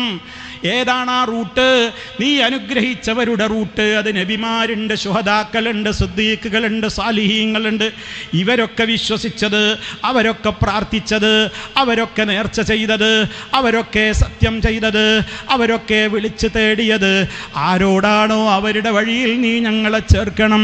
ഗൈരിൽ മഗ്ദൂബി അലൈഹിം വലദ്ദാല്ലീൻ. പുണ്യാളന്മാർ മരണപ്പെട്ട് കഴിഞ്ഞാൽ അവരുടേതായ വിധത്തിൽ നാട്ടിലുള്ള ഖബറുകൾ തയ്യാറാക്കി കെട്ടിപ്പൊക്കുകയും മാർബിളിടുകയും അതുപോലെ തന്നെ പ്രതിമകൾ വെച്ചുകൊണ്ടും അല്ലാതെയും കുരിശ് വെച്ചുകൊണ്ടും അല്ലാതെയുമൊക്കെ അറബല്ലാത്തവരുടെ ഖബറിങ്ങളിലേക്ക് ഇത്തരത്തിൽ അവരോട് സഹായം തേടുവാൻ വേണ്ടി വിശുദ്ധരെന്ന് വിശ്വസിക്കപ്പെടുന്നവരോട് തേടിക്കൊണ്ടിരിക്കുന്ന യഹൂദികളുണ്ട്, നസറാക്കളുണ്ട്. അവർക്ക് അവരുടെ വിശ്വാസങ്ങൾ വെച്ച് പുലർത്താൻ ദുനിയാവിൽ സ്വാതന്ത്ര്യമൊക്കെയുണ്ട്. പക്ഷേ അല്ലാഹുവിൻ്റെ കോടതിയിൽ ആ വിശ്വാസവുമായി മരിച്ചുപോയവർക്ക് രക്ഷയുണ്ടാവില്ല. അതുകൊണ്ട് മുസ്തഖീമായ വഴി എന്ന് പറയുന്നത് നബിമാര് കാണിച്ച വഴിയാണ്, സിദ്ദീഖീങ്ങൾ കാണിച്ച വഴിയാണ്, ശുഹദാ കാണിച്ച വഴിയാണ്, സാലിഹീങ്ങൾ കാണിച്ച വഴിയാണ്. അവരുടെ ജീവിതത്തിൽ അവർ റബ്ബല്ലാത്തവരോട് വിളിച്ചു പ്രാർത്ഥിച്ചിട്ടുണ്ടെങ്കിൽ അത് ഖുർആനിൽ വേണ്ടേ? മുത്ത് മുസ്തഫ സല്ലല്ലാഹു അലൈഹി വസല്ലമ അത് നമുക്ക് പഠിപ്പിച്ചു തരണ്ടേ? അങ്ങനെ കാണാൻ സാധിക്കുന്നുണ്ടോ സഹോദരങ്ങളെ? ഇതിലാർക്കാണ് അഭിപ്രായ വ്യത്യാസമുള്ളത്? അത്രത്തോളം ആ വിഷയം ലളിതമാണ്, വ്യക്തമാണ്. നിങ്ങൾ ചിന്തിക്ക്, നമ്മളിപ്പോൾ ഹജ്ജിൻ്റെ സീസണിലാണ്. എത്രയോ സഹോദരീ സഹോദരന്മാർ എപ്പോഴാണ് ഫ്ലൈറ്റ് കയറാനുള്ള ഡേറ്റ് അറിയിക്കുക എന്ന് കാത്തുകൊണ്ടിരിക്കുന്ന നേരമാണ്. എന്തിനാണ് അവിടേക്ക് പോകുന്നത് പ്രിയമുള്ളവരെ? അവിടേക്ക് നമ്മൾ പോകുമ്പോൾ ആ ഇഹ്റാം ചെയ്യുന്ന ഉടനെ തന്നെ നമ്മൾ അവിടം മുതൽക്ക് പറയുന്ന ഒരു ദിക്റുണ്ട്, ഒരു പ്രതിജ്ഞയുണ്ട്, ഒരു പ്രഖ്യാപനമുണ്ട്. ലബ്ബൈക അല്ലാഹുമ്മ ലബ്ബൈക്. അല്ലാഹുവേ, നിന്റെ വിളിക്കുത്തരം ചെയ്തുകൊണ്ട് ഞാനിതാ വരികയാണ്, നിന്റെ അടുക്കലേക്ക് വരികയാണ്, നിന്റെ മാത്രം തൃപ്തിയാണ് ഉദ്ദേശിക്കുന്നത്. ലബ്ബൈക ലാ ശരീക ലക, നിനക്ക് യാതൊരു പങ്കാളിയുമില്ലല്ലോ. ഇന്നൽ ഹംദ വന്നിഅമത ലക വൽ മുൽക്ക് ലാ ശരീക ലക. സർവസ്തുതികളും റബ്ബേ നിനക്കാണ്, അതുപോലെ തന്നെ എല്ലാ നിഅമത്തും തരുന്നത് നീയാണ്. എല്ലാം നീ കാത്തുകൊള്ളണേ, നീ കബൂലാക്കണേ, ആഫിയത്ത് തരണേ, നീ സ്വീകരിക്കുന്ന നിലക്ക് കർമ്മം ചെയ്യാനുള്ള ആരോഗ്യം തരണേ, പൊന്നുമക്കളടങ്ങുന്ന കുടുംബത്തിലേക്ക് തിരിച്ചു വരാനുള്ള തൗഫീഖ് തരണേ. എല്ലാം നിന്നെ കൊണ്ടേ കഴിയൂ റബ്ബേ, നിനക്കൊരു പങ്കാളിയുമില്ലെന്ന് ആവർത്തിച്ച് പറയുന്ന ഹാജിമാർ അവർ ഹജ്ജിന് പോകുമ്പോൾ ആ തൽബിയത്തല്ലേ അവർ മുഴക്കുന്നത്. ആ ഹജ്ജിൻ്റെ ഏതെങ്കിലും ഒരു ചടങ്ങുകളിൽ അവിടെ ആ പുണ്യഭൂമിയിലെത്തിയിട്ട് നമ്മൾ ഹജ്ജിൻ്റെയോ ഉംറയുടെയോ കാര്യങ്ങൾ നടത്തുമ്പോൾ അതിൻ്റെ എ മുതൽ സെഡ് വരെയുള്ള ദിക്റുകൾ നോക്ക്, ദുആകൾ നോക്ക്. ഏതെങ്കിലും ഒരു സ്ഥലത്തെത്തുമ്പോൾ ഇബ്രാഹിം നബിയെ രക്ഷിക്കണേ, ഇസ്മായിൽ നബിയെ കാക്കണേ, യാ നബി അല്ലാഹി ഇബ്രാഹിം, യാ നബി അല്ലാഹി ഇസ്ഹാഖ്, യാ വലിയത്തല്ലാഹി ഹാജർ എന്നിങ്ങനെ ഹാജറ ബീവിയോടോ ഇസ്മായിൽ നബിയോടോ ഇബ്രാഹിം നബിയോടോ ഒരു പ്രാർത്ഥന എവിടെയെങ്കിലും വെച്ച് നമുക്ക് നിർവഹിക്കാനുണ്ടോ? ഒരു മുസ്ലിമിന് അങ്ങനെ നിർവഹിക്കാൻ പഠിപ്പിക്കപ്പെട്ടിട്ടുണ്ടോ? ഇനി അവരെ നേരിട്ട് വിളിക്കുന്നത് പോകട്ടെ, എവിടെയെങ്കിലും വെച്ച് ബിഹഖ് ഇബ്രാഹിം അലൈഹിസ്സലാം, ഇബ്രാഹിം നബിയുടെ ഹക്ക് ജാഹ് ബർക്കത്ത് കൊണ്ട്, ഒബിജാഹി ഇസ്മായിൽ അലൈഹിസ്സലാം, ഇസ്മായിൽ നബിയുടെ ഹക്ക് ജാഹ് ബർക്കത്ത് കൊണ്ട്, ഒബിബർക്കത്തി ഉമ്മിനാ, ഞങ്ങളുടെ ഉമ്മ ഹാജറ ബീവിയുടെ ബർക്കത്ത് കൊണ്ട് എൻ്റെ രോഗം മാറ്റണേ, ശിഫയാക്കണേ, പാപം പൊറുക്കണേ എന്നെങ്കിലും പറയുന്ന ഒരു പ്രാർത്ഥനയുടെ അംശമെങ്കിലും ഹജ്ജിന് പോയവരല്ലേ നമ്മൾ പഠിച്ച പ്രാർത്ഥനകളിൽ എവിടെയെങ്കിലും ഉണ്ടോ? അവിടെ നമുക്ക് അവരോട് സ്നേഹമില്ലാത്തത് കൊണ്ടാണോ? അവരെ നമ്മുടെ മനസ്സിൽ ഓർമ്മയില്ലാത്തത് കൊണ്ടാണോ? കഅബ കാണുമ്പോൾ തന്നെ നമുക്ക് ഓർമ്മ വരില്ലേ? മഹാനായ ഇബ്രാഹിം അലൈഹിസ്സലാമിനെ ഓർക്കാത്തവരുണ്ടാകുമോ? സർവ്വ അമ്പിയാക്കളെയും ഓർക്കാത്തവരുണ്ടാകുമോ? ഇസ്മായിൽ നബിയെ അവിടെ വെച്ച് ഓർമ്മ വരില്ലേ?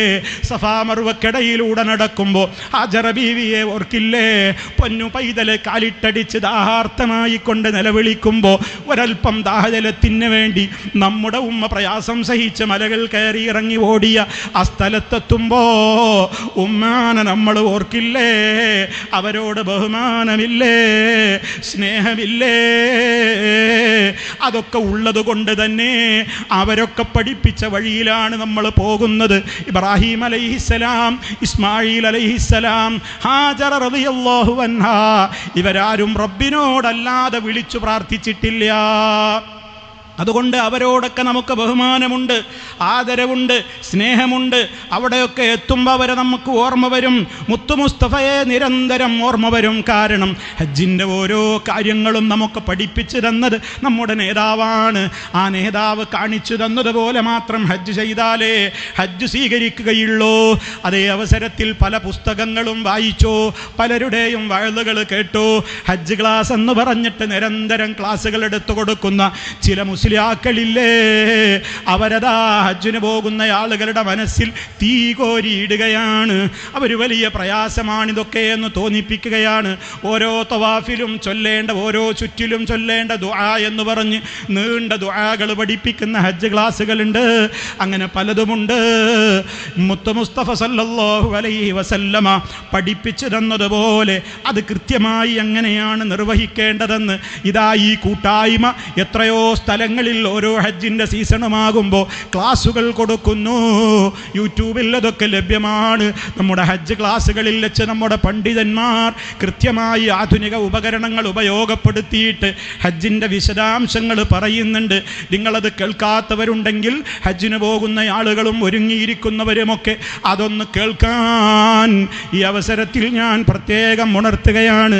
ഞാൻ പറഞ്ഞു വരുന്നത്, ആ പുണ്യഭൂമിയിലെത്തിയാൽ അവിടെ റഹ്മാനായ റബ്ബിനോടല്ലാത്ത ഒരു തേട്ടവും പ്രാർത്ഥനയും നമുക്കില്ല.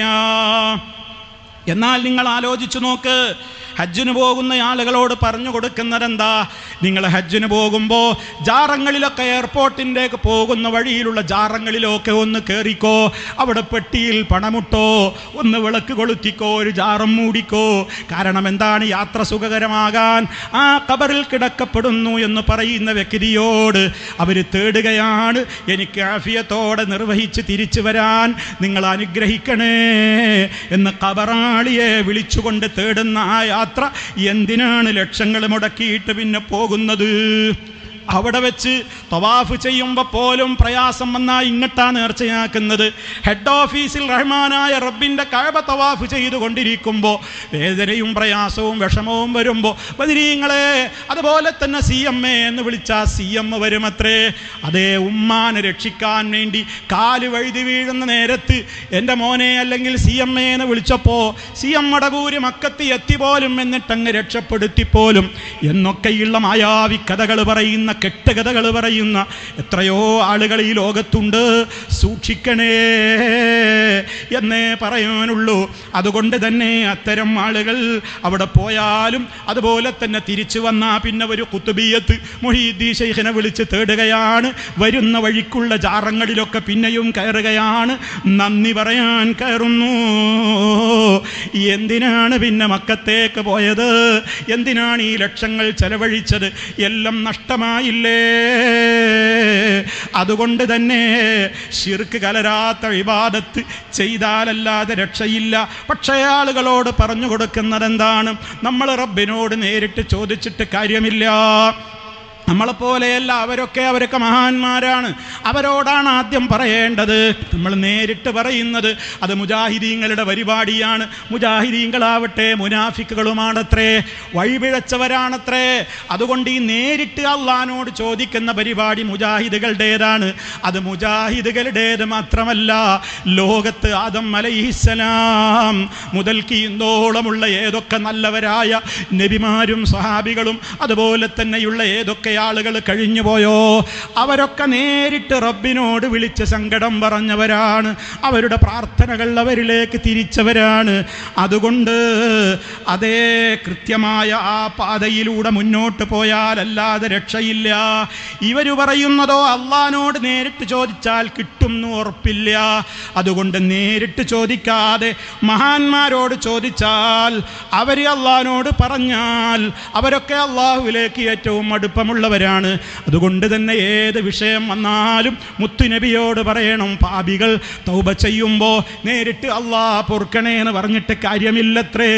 മറിച്ചെന്ത് വേണം? ഇർതകബ്തു അലൽ ഖതാ ഗൈറ ഹസ്രിൻ വഅദദ് ലക അഷ്കൂ ഫീഹി യാ സയ്യിദി ഖൈറൻ നബി.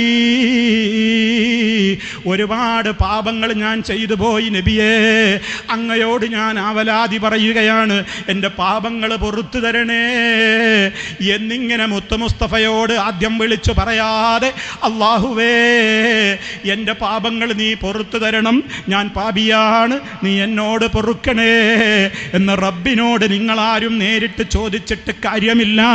കാരണം അല്ലാഹ് നിങ്ങൾക്ക് ഉത്തരം ചെയ്യൂല. റബ്ബിനോട് നേരിട്ട് ചോദിച്ചാൽ ഉത്തരം കിട്ടൂല. നബിയോട് മഹാന്മാരോടൊക്കെ ചോദിച്ചാലേ അല്ലാഹ് നമുക്ക് ഉത്തരം തരൂ എന്ന് വിശ്വസിക്കുന്ന ആളുകൾ അവരുടെ ഖുർആൻ പരിഭാഷയിൽ പോലും എഴുതിവിട്ടതെന്താ? അള്ളാഹുവിൻ്റെ യഥാർത്ഥ അടിമകൾ നബിയോട് ചോദിക്കുമെന്നാണ് അവരെഴുതിയത്. നിങ്ങൾ അള്ളാഹിൻ്റെ യഥാർത്ഥ അടിമയാണോ? എന്നാൽ നിങ്ങൾ ആദ്യം നബിയോടാണ് ഏത് കാര്യവും ചോദിക്കേണ്ടത്. അങ്ങനെ ചോദിക്കാത്തവർക്ക് അള്ളാഹുവിലേക്ക് അടുക്കാൻ കഴിയൂല. അള്ളാഹു അവർക്ക് ഉത്തരവും കൊടുക്കൂല എന്നൊക്കെ അള്ളാഹുവിൻ്റെ ആയത്തോതിയിട്ട് പച്ച നുണ അള്ളാഹുവിൻ്റെ പേരിൽ പറയുന്ന മുസ്ലിയാക്കളുണ്ട്, അത് എഴുതി വിട്ടവരുണ്ട്. വളരെ ശ്രദ്ധിച്ചോ. നിങ്ങളുടെ അമലുകൾ പോക്കറ്റടിക്കാൻ, നിങ്ങളുടെ ഈമാൻ തകർക്കാനല്ലാതെ അത്തരത്തിലുള്ള വാദങ്ങൾക്ക് ഒരു നിലക്കും നിങ്ങൾക്ക് ഒരു രക്ഷയും അത് നൽകൂല എന്ന് നിങ്ങൾ മനസ്സിലാക്കണം. മാത്രമല്ല ചിലരൊക്കെ പറയുന്നത് എന്താ? ഹജ്ജ് ക്ലാസ്സിൽ പോലും ജനങ്ങളോട് പറഞ്ഞു കൊടുക്കേണ്, ബദിരീങ്ങളെ വിളിച്ചോളാൻ. ഹജ്ജ് ക്ലാസ്സിലാ ജനങ്ങളോട് ബദിരീങ്ങളെ ബദിരീങ്ങളെ എന്ന് വിളിക്കുന്ന ഒരു തങ്ങളുണ്ട്, ഒരു ഖലീൽ ബുഖാരി മലപ്പുറത്തുള്ള ഒരു സലാത്ത് തങ്ങളുണ്ട്. ആ തങ്ങൾ പറയണെന്ത്? അതേ കടലിൽ വെച്ച് വല്ലാത്ത പ്രയാസം വന്നപ്പോൾ കപ്പലാടി ഉലയുന്ന ഘട്ടമെത്തിയപ്പോൾ പോലും ഇനി ഇവിടെ രക്ഷയില്ലെന്ന് വന്നപ്പോൾ മൂപ്പര് വിളിച്ചതാരെയാണ്? അല്ലാ അല്ലാ എന്നല്ല, ബദരീങ്ങളെ ബദരീങ്ങളെ എന്നാണ് വിളിച്ചതെന്ന് അത് പറയുന്ന ഒരു വ്യക്തിയാണ്. ആ വ്യക്തിക്ക് ആ സ്വഭാവമാണ്. അയാൾ അങ്ങനെ തന്നെയാണ് വിളിക്കാൻ പ്രേരിപ്പിക്കുന്നതും. അയാൾ പറയുന്ന വാചകങ്ങൾ നിങ്ങളൊന്ന് കേട്ടു നോക്കൂ. അയാൾക്ക് കപ്പലിൽ വെച്ചുണ്ടായ ഒരു അനുഭവം. ഇക്കടയിൽ കുറെ വിറ്റകൾ വരത്തിലത് ആ ഓപ്പൺ ബോട്ടാണ്, കപ്പലല്ല, സൗകര്യങ്ങളുള്ള ബോട്ടല്ല, ഒരു സൗകര്യമില്ലാത്ത സാധാരണ കപ്പലാണ്. പെട്ടെന്ന് മഴയിൽ ഹജ്ജ് ക്ലാസ്സിലേക്ക് നടക്കുന്നതിന് വേണ്ടി വരികയാണ്. അതാ കടൽ ക്ഷോഭം വളരെ വളരെ രൂക്ഷമാവുകയും ഇതാ മരണത്തെ മുഖാമുഖം കാണുന്ന രംഗം, മരിച്ചെന്ന് കടലിൽ മറിഞ്ഞെന്ന് വിശ്വസിക്കുന്ന രംഗം. പക്ഷേ ആ സമയത്തൊക്കെയും വിളിച്ചത് ബദരീങ്ങൾ തപസ്സുലാക്കിക്കൊണ്ട്, ബദരീങ്ങളെ എന്നെ രക്ഷപ്പെടാൻ യഥാർത്ഥത്തിൽ വിരീതൻ മനസ്സ് ഇതിൽ മരിക്ക് വെള്ളത്തിൽ തന്നെ ചെയ്യും. മരിച്ചാൽ ഏതെങ്കിലും മത്സ്യത്തിന്റെ വയറ്റിൽ എന്റെ മയ്യത്ത് നിസ്കരിക്കാൻ പോലും, റബ്ബേ എന്നെ എവിടെയെന്ന് കാണാൻ പോലും മനസ്സങ്ങ് മറഞ്ഞ സമയത്ത് ഓർമ്മ വന്നത് ബദരീങ്ങളെയാ. ബദരീങ്ങളെ നിങ്ങളല്ലാതെ രക്ഷിക്കാനില്ല, എനിക്ക് വിളിക്കാൻ നിങ്ങളല്ലാതെ മറ്റാരുമില്ല, നിങ്ങൾ എന്റെ കൈവിടല്ലേ. കണ്ടല്ലേ നിങ്ങൾ? നോക്കൂ, നിങ്ങൾ ആ മനുഷ്യൻ പറയുന്നത് നോക്കൂ നിങ്ങൾ. ബദരീങ്ങളെ ബദരീങ്ങളെ നിങ്ങളല്ലാതെ എനിക്ക് രക്ഷല്ല. എന്നിട്ട് മൂപ്പര് പറയത് പ്രാർത്ഥനയല്ല. മൂപ്പരുടെ കരച്ചിലും ആ വിനയവും ആ ഇരുന്നിട്ടുള്ള വേറെയും ഇത് പ്രാർത്ഥനയല്ലേ? ഇത് പ്രാർത്ഥനയല്ലെങ്കിൽ വേറെ ഏതാ പ്രാർത്ഥന? അറേബ്യൻ മുശ്രിക്കുകൾ പോലും വിശുദ്ധ ഖുർആൻ പറയുന്നത് വഇദാ ഗശിയഹും മൗജുൻ കല്ലുലലി ദഅവുല്ലാഹ മുഖ്ലിസീന ലഹുദ്ദീൻ. കപ്പലിൽ യാത്ര ചെയ്തുകൊണ്ടിരിക്കെ കാറ്റിലും കോളിലും വിട്ട് നശിക്കും എന്ന ഘട്ടമെത്തിയാൽ അറേബ്യൻ മുശ്രിക്കുകൾ പോലും അവർ വിളിച്ചു പ്രാർത്ഥിക്കുന്ന മറ്റുള്ളവരെയെല്ലാം ഒഴിവാക്കിയിട്ട് അല്ലാ അല്ലാ രക്ഷിക്കണേന്ന് അള്ളാനോട് ആത്മാർത്ഥമായി തേടിയിരുന്നു എന്ന് ഖുർആൻ പറയുമ്പോൾ ഈ തങ്ങളെന്ന് പറയുന്ന വ്യക്തി പറയുകയാണ്, ഞാൻ ബദരീങ്ങളോട് പറഞ്ഞു, ബദരീങ്ങളെ ബദരീങ്ങളെ നിങ്ങളോടല്ലാതെ എനിക്ക് പറയാനില്ല, നിങ്ങളോടല്ലാതെ എനിക്ക് ചോദിക്കാനില്ല. എന്ന് പറയുകയാണ്. ഇയാൾ ഒരു ഹജ്ജ് ക്ലാസ് എടുക്കാൻ വേണ്ടി മഅ്ദിനിലേക്ക് വരുന്ന യാത്രാവേളയിലാണ് ഈ കപ്പലിൽ പെടുന്നത് എന്നുകൂടി നിങ്ങൾ മനസ്സിലാക്കണം. അങ്ങനെ ഈ മനുഷ്യൻ ഇങ്ങനെ ബദരീങ്ങളെ ബദരീങ്ങളെ ബദരീകളെ എന്ന് വിളിച്ചാർക്കുന്നയാളാണ്. ഇതെൻ്റെ ഭാഷയല്ല, അയാൾ തന്നെ പ്രയോഗിക്കുന്നുണ്ട് ബദരീങ്ങളെ വിളിച്ച് ആർക്കുക എന്നുള്ളത്. അങ്ങനെ അയാളെക്കുറിച്ച് ജനങ്ങൾക്കിടയിൽ അതാ കാര്യങ്ങൾ വലിയ അപകടമാണല്ലോ ഇയാൾ പ്രചരിപ്പിക്കുന്നതെന്ന് വന്നപ്പോൾ ജനങ്ങൾക്ക് വല്ലാത്ത പ്രശ്നമായി. ആളുകൾ പലയിടത്ത് വെച്ചും ഇദ്ദേഹത്തെ കാണുമ്പോൾ ചോദ്യം ചോദിക്കാൻ തുടങ്ങി, നിങ്ങളെന്തായി ബദരീങ്ങളെ വിളിച്ചാർക്കുന്നത് എന്ന്. ഗൾഫിൽ അദ്ദേഹത്തോട് ഒരാൾ വന്നപ്പോൾ ചോദിച്ചപ്പോൾ അതിനദ്ദേഹം കൊടുത്ത ന്യായീകരണം വലിയ അഭിമാനത്തോടെ അയാൾ പറയുന്ന ഒരു രംഗമുണ്ട്, അതൊന്ന് നിങ്ങൾ കേട്ടു നോക്കൂ. മരിച്ചത് അപ്പോ ഒരാൾക്കൊരു കഴിവുമില്ല, അള്ളാഹു തല കൊടുത്ത കഴിവ് മാത്രം. എന്നാ അള്ളാഹു ബാക്കി വരട്ടെ. പറയാതിരിക്കുന്ന അള്ളാഹു അല്ലാത്ത ഒരൊറ്റ ഇലാഹിനെയും ആരാധിക്കൂല, അള്ളാഹു അല്ലാത്ത ഒരാളെയും വിളിച്ച് പ്രാർത്ഥിക്കൂല, അള്ളാഹുവിനോട് മാത്രമേ ഞങ്ങൾ പ്രാർത്ഥിക്കൂ. പക്ഷേ അള്ളാഹു തല ഉമ്മക്കൊരു സ്നേഹം കൊടുത്തിട്ടുണ്ട്. ആ സ്നേഹം ഉമ്മയോട് ചോദിക്കും. അള്ളാഹു തല ഡോക്ടർക്ക് ഒരു കഴിവ് കൊടുത്തിട്ടുണ്ട്, അതുകൊണ്ട് ഡോക്ടറോട് പറയും, ഡോക്ടറെ എൻ്റെ രോഗം ശിഫയാക്കണമെന്ന് പറയും. അതേ സ്ഥാനത്ത് ഡോക്ടർക്ക് എങ്ങാനും സ്വന്തമായി കഴിവുണ്ടെന്ന് വിശ്വസിച്ച് പോയാൽ ഇസ്ലാമെന്ന് പുറത്തുപോയി. അള്ളാഹു തല ബദരീങ്ങളെ വല്ലാതെ സ്നേഹിച്ചിട്ടുണ്ട്. ആ ബദരീങ്ങൾക്ക് സാധാ മനുഷ്യർക്ക് കൊടുത്തതിനേക്കാൾ കൂടുതൽ കഴിവ് അള്ളാഹു തആല കൊടുത്തിട്ടുണ്ട്. ആ കഴിവ് ചോദിക്കും. അത് ബദരീ അള്ളാഹു കൊടുത്ത കഴിവേ ചോദിക്കൂ, അള്ളാഹുവിനെ ഒഴിവാക്കി ഒരാളോടും ചോദിക്കൂല. കണ്ടോ മൂപ്പര് പറയണ എന്താ ന്യായീകരണം പറയണം. ഒരാൾ ചോദിച്ചതാണ് ഗൾഫിൽ നിന്ന്, അല്ല ഞങ്ങളിങ്ങനെ അദ്ദേഹം പറയുന്നുണ്ട്, നിങ്ങളെപ്പറ്റി ഇങ്ങനെ പറയുന്നുണ്ടല്ലോ ബദരീങ്ങളെ എന്ന് വിളിച്ച് ആർക്കണ ആളാണ്, അതൊക്കെ ഇതിലുണ്ട്. അങ്ങനെ അദ്ദേഹം അതിന് ന്യായീകരണം പറയുകയാണെന്ത്, ഞാനിവിടെ അള്ളാഹുവിനോടല്ലാതെ ചോദിക്കാറില്ല, അള്ളാഹിനോട് മാത്രമേ ഉള്ളൂ ഞാൻ ചോദിക്കുക. പിന്നെ അള്ളാഹു സുബ്ഹാനഹു വ തആല ഓരോരുത്തർക്കും ഓരോ കഴിവ് കൊടുത്തിട്ടുണ്ട്. സ്വന്തമായി ഒരാൾക്കും ഒരു കഴിവുമില്ല, അള്ളാഹ് കൊടുത്ത കഴിവെന്നാണ് ചോദിക്കുന്നത് എന്നാണ് ഇപ്പോൾ ഈ തങ്ങൾ എന്ന് പറയുന്ന മനുഷ്യൻ കൊടുത്ത ന്യായം. ഓ സഹോദരന്മാരെ, നിങ്ങൾ ആലോചിക്കേ, അറേബ്യൻ മുശ്രിക്കുകളും ഇതന്നെയല്ലേ പറഞ്ഞത്? അള്ളാഹുവിൽ പങ്കുചേർത്ത അറേബ്യൻ മുശ്രിക്കുകൾ, റബ്ബല്ലാത്തവരെ വിളിച്ചു പ്രാർത്ഥിച്ചിരുന്ന മുശ്രിക്കുകൾ, അവരുടെ തെൽബിയത്ത്, അവരും ഹജ്ജിന് പോയിരുന്നു. അവർ കഅബക്ക് ചുറ്റും തവാഫ് ചെയ്യുമ്പോൾ അറേബ്യൻ മുശ്രിക്കുകൾ ചൊല്ലിയിരുന്ന ഒരു തെൽബിയത്തുണ്ട്, ലബ്ബൈക ലാ ശരീക ലക. അള്ളാഹുവേ, നിന്റെ വിളിക്ക് ഉത്തരം ചെയ്തുകൊണ്ട് ഞാനിതാ വന്നിരിക്കുകയാണ്. ഇതാരാ പറയുന്നത്? അബൂജഹലടക്കമുള്ള മുശ്രിക്കുകൾ പറയാണ്, ലബ്ബൈക ലാ ശരീക ലക, നിനക്ക് യാതൊരു പങ്കാളിയുമില്ല എന്ന വാക്ക് മുത്തു മുസ്തഫ കേൾക്കുമ്പോ അള്ളാന്റെ റസൂൽ അവരോട് പറയാറുണ്ട്, വൈലക്കും ഖദ് ഖദ്, നിർത്തൂ നിർത്തൂ, അവിടം കൊണ്ട് അവസാനിപ്പിച്ചോളൂ. കാരണം മുത്തുനബിക്കറിയാം ഇതിൻ്റെ അപ്പുറത്തിന് ഇതേ മുസ്ലിയാർ പറഞ്ഞ ന്യായീകരണമാണ് അന്നവർ പറയുന്നത്. മുത്തു മുസ്തഫാക്ക് അതറിയാം, അവരുടെ തെൽബിയത്ത് അള്ളാന്റെ റസൂൽ കേൾക്കുന്നുണ്ട്. അതുകൊണ്ട് തുടക്കം ഇത് വളരെ ഗംഭീരമാണ്, തുടക്കത്തിൽ ഒരു പ്രശ്നവുമില്ലെന്ന് വന്നപ്പോ നബി സല്ലല്ലാഹു അലൈഹി വസല്ലം അവരോട് പറഞ്ഞിരുന്നു, വൈലക്കും, നിങ്ങൾക്ക് നാശം, ഖദ് ഖദ്, സ്റ്റോപ്പ് ചെയ്യൂ, ഇനി അങ്ങോട്ട് പറയല്ലേ. ഇപ്പൊ ഇതുവരെ പറഞ്ഞതൊക്കെ ശരിയാണെന്ന്, ലബ്ബൈക ലാ ശരീക ലക, നിനക്ക് യാതൊരു പങ്കാളിയുമില്ല എന്ന് അള്ളാഹുവിനോട് നിങ്ങൾ പറഞ്ഞത് അതാണ് കറക്റ്റ്. ഇനി നിങ്ങളൊന്നും കൂട്ടിച്ചേർത്ത് മിണ്ടരുത്. കാരണം അവർ മിണ്ടുന്നത് മുഴുവനും പിന്നെ ഈ തങ്ങൾ പറഞ്ഞതുപോലെയുള്ള ന്യായീകരണ വർത്തമാനമാണ്. എന്തേ അപ്പോഴും മുശ്രിക്കുകൾ പിന്നെ പറയാണ്, ഇല്ലാ ശരീകൻ ഹുവ ലക തംലികുഹു വമാ മലക, പക്ഷേ ചില ഒരു പങ്കാളി നിനക്കുണ്ട്. അല്ലാഹ് അറേബ്യൻ മുശ്രിക്ക് പറയാണ്, ഒരു പങ്കാളി നിനക്കുണ്ട്. എങ്ങനെയുള്ള പങ്കാളിയാണ്? ആ പങ്കാളിക്ക് സ്വന്തമായി ഒരു കഴിവുമുണ്ടെന്ന് ഞാൻ വിശ്വസിക്കുന്നില്ല. ആ പങ്കാളി എങ്ങനെയുള്ള പങ്കാളിയാണ്? തംലികുഹു, നീയാണ് ആ പങ്കാളിയുടെ എല്ലാ കഴിവും ഉടമപ്പെടുത്തുന്നത്, നീ കൊടുത്ത കഴിവേ അവർക്കൊക്കെയുള്ളൂ. വമാ മലക, അവർക്ക് ഒരു കഴിവും വേറെയില്ല. ഇനി അവർക്ക് എന്തെങ്കിലും കഴിവുകൾ അവർക്കുണ്ടെങ്കിൽ തന്നെ മുഴുവനും നീ കൊടുത്തതാണ് റബ്ബേ.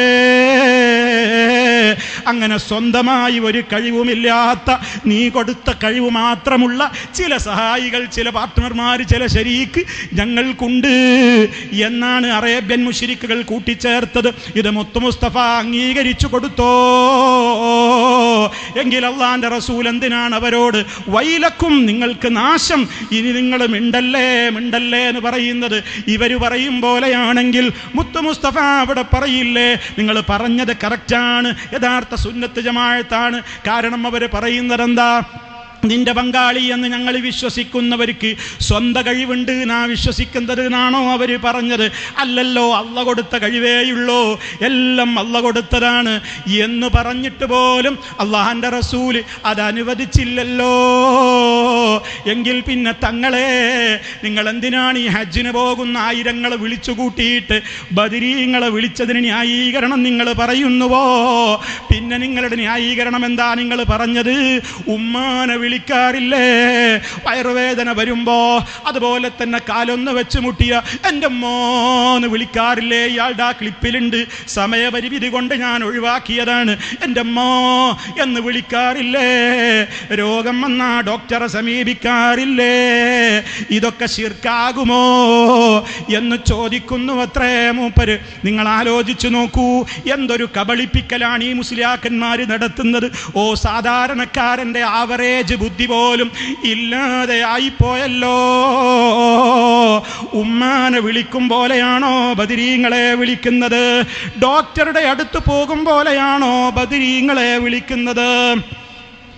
ഉമ്മാന്ന് വിളിക്കുമ്പോൾ നമ്മളൊക്കെ എന്താ എൻ്റെ ഉമ്മാന്ന് നമ്മൾ പറയണില്ലേ? എന്താ ഇതിൻ്റെ അർത്ഥം? എൻ്റെ ഉമ്മ ഞാൻ എവിടെ നിന്ന് വിളിച്ചാലും കേൾക്കുന്നുണ്ട്, എൻ്റെ ഉമ്മ ഞാൻ എവിടെയായാലും കാണുന്നുണ്ട്. ഇനി എനിക്ക് സംസാരിക്കാനും വിളിച്ചാർക്കാനും ഒന്നും കഴിവില്ലെങ്കിൽ പോലും എൻ്റെ ഉമ്മ എൻ്റെ ഹൃദയത്തിലുള്ളതൊക്കെ അറിയുന്നുണ്ട്.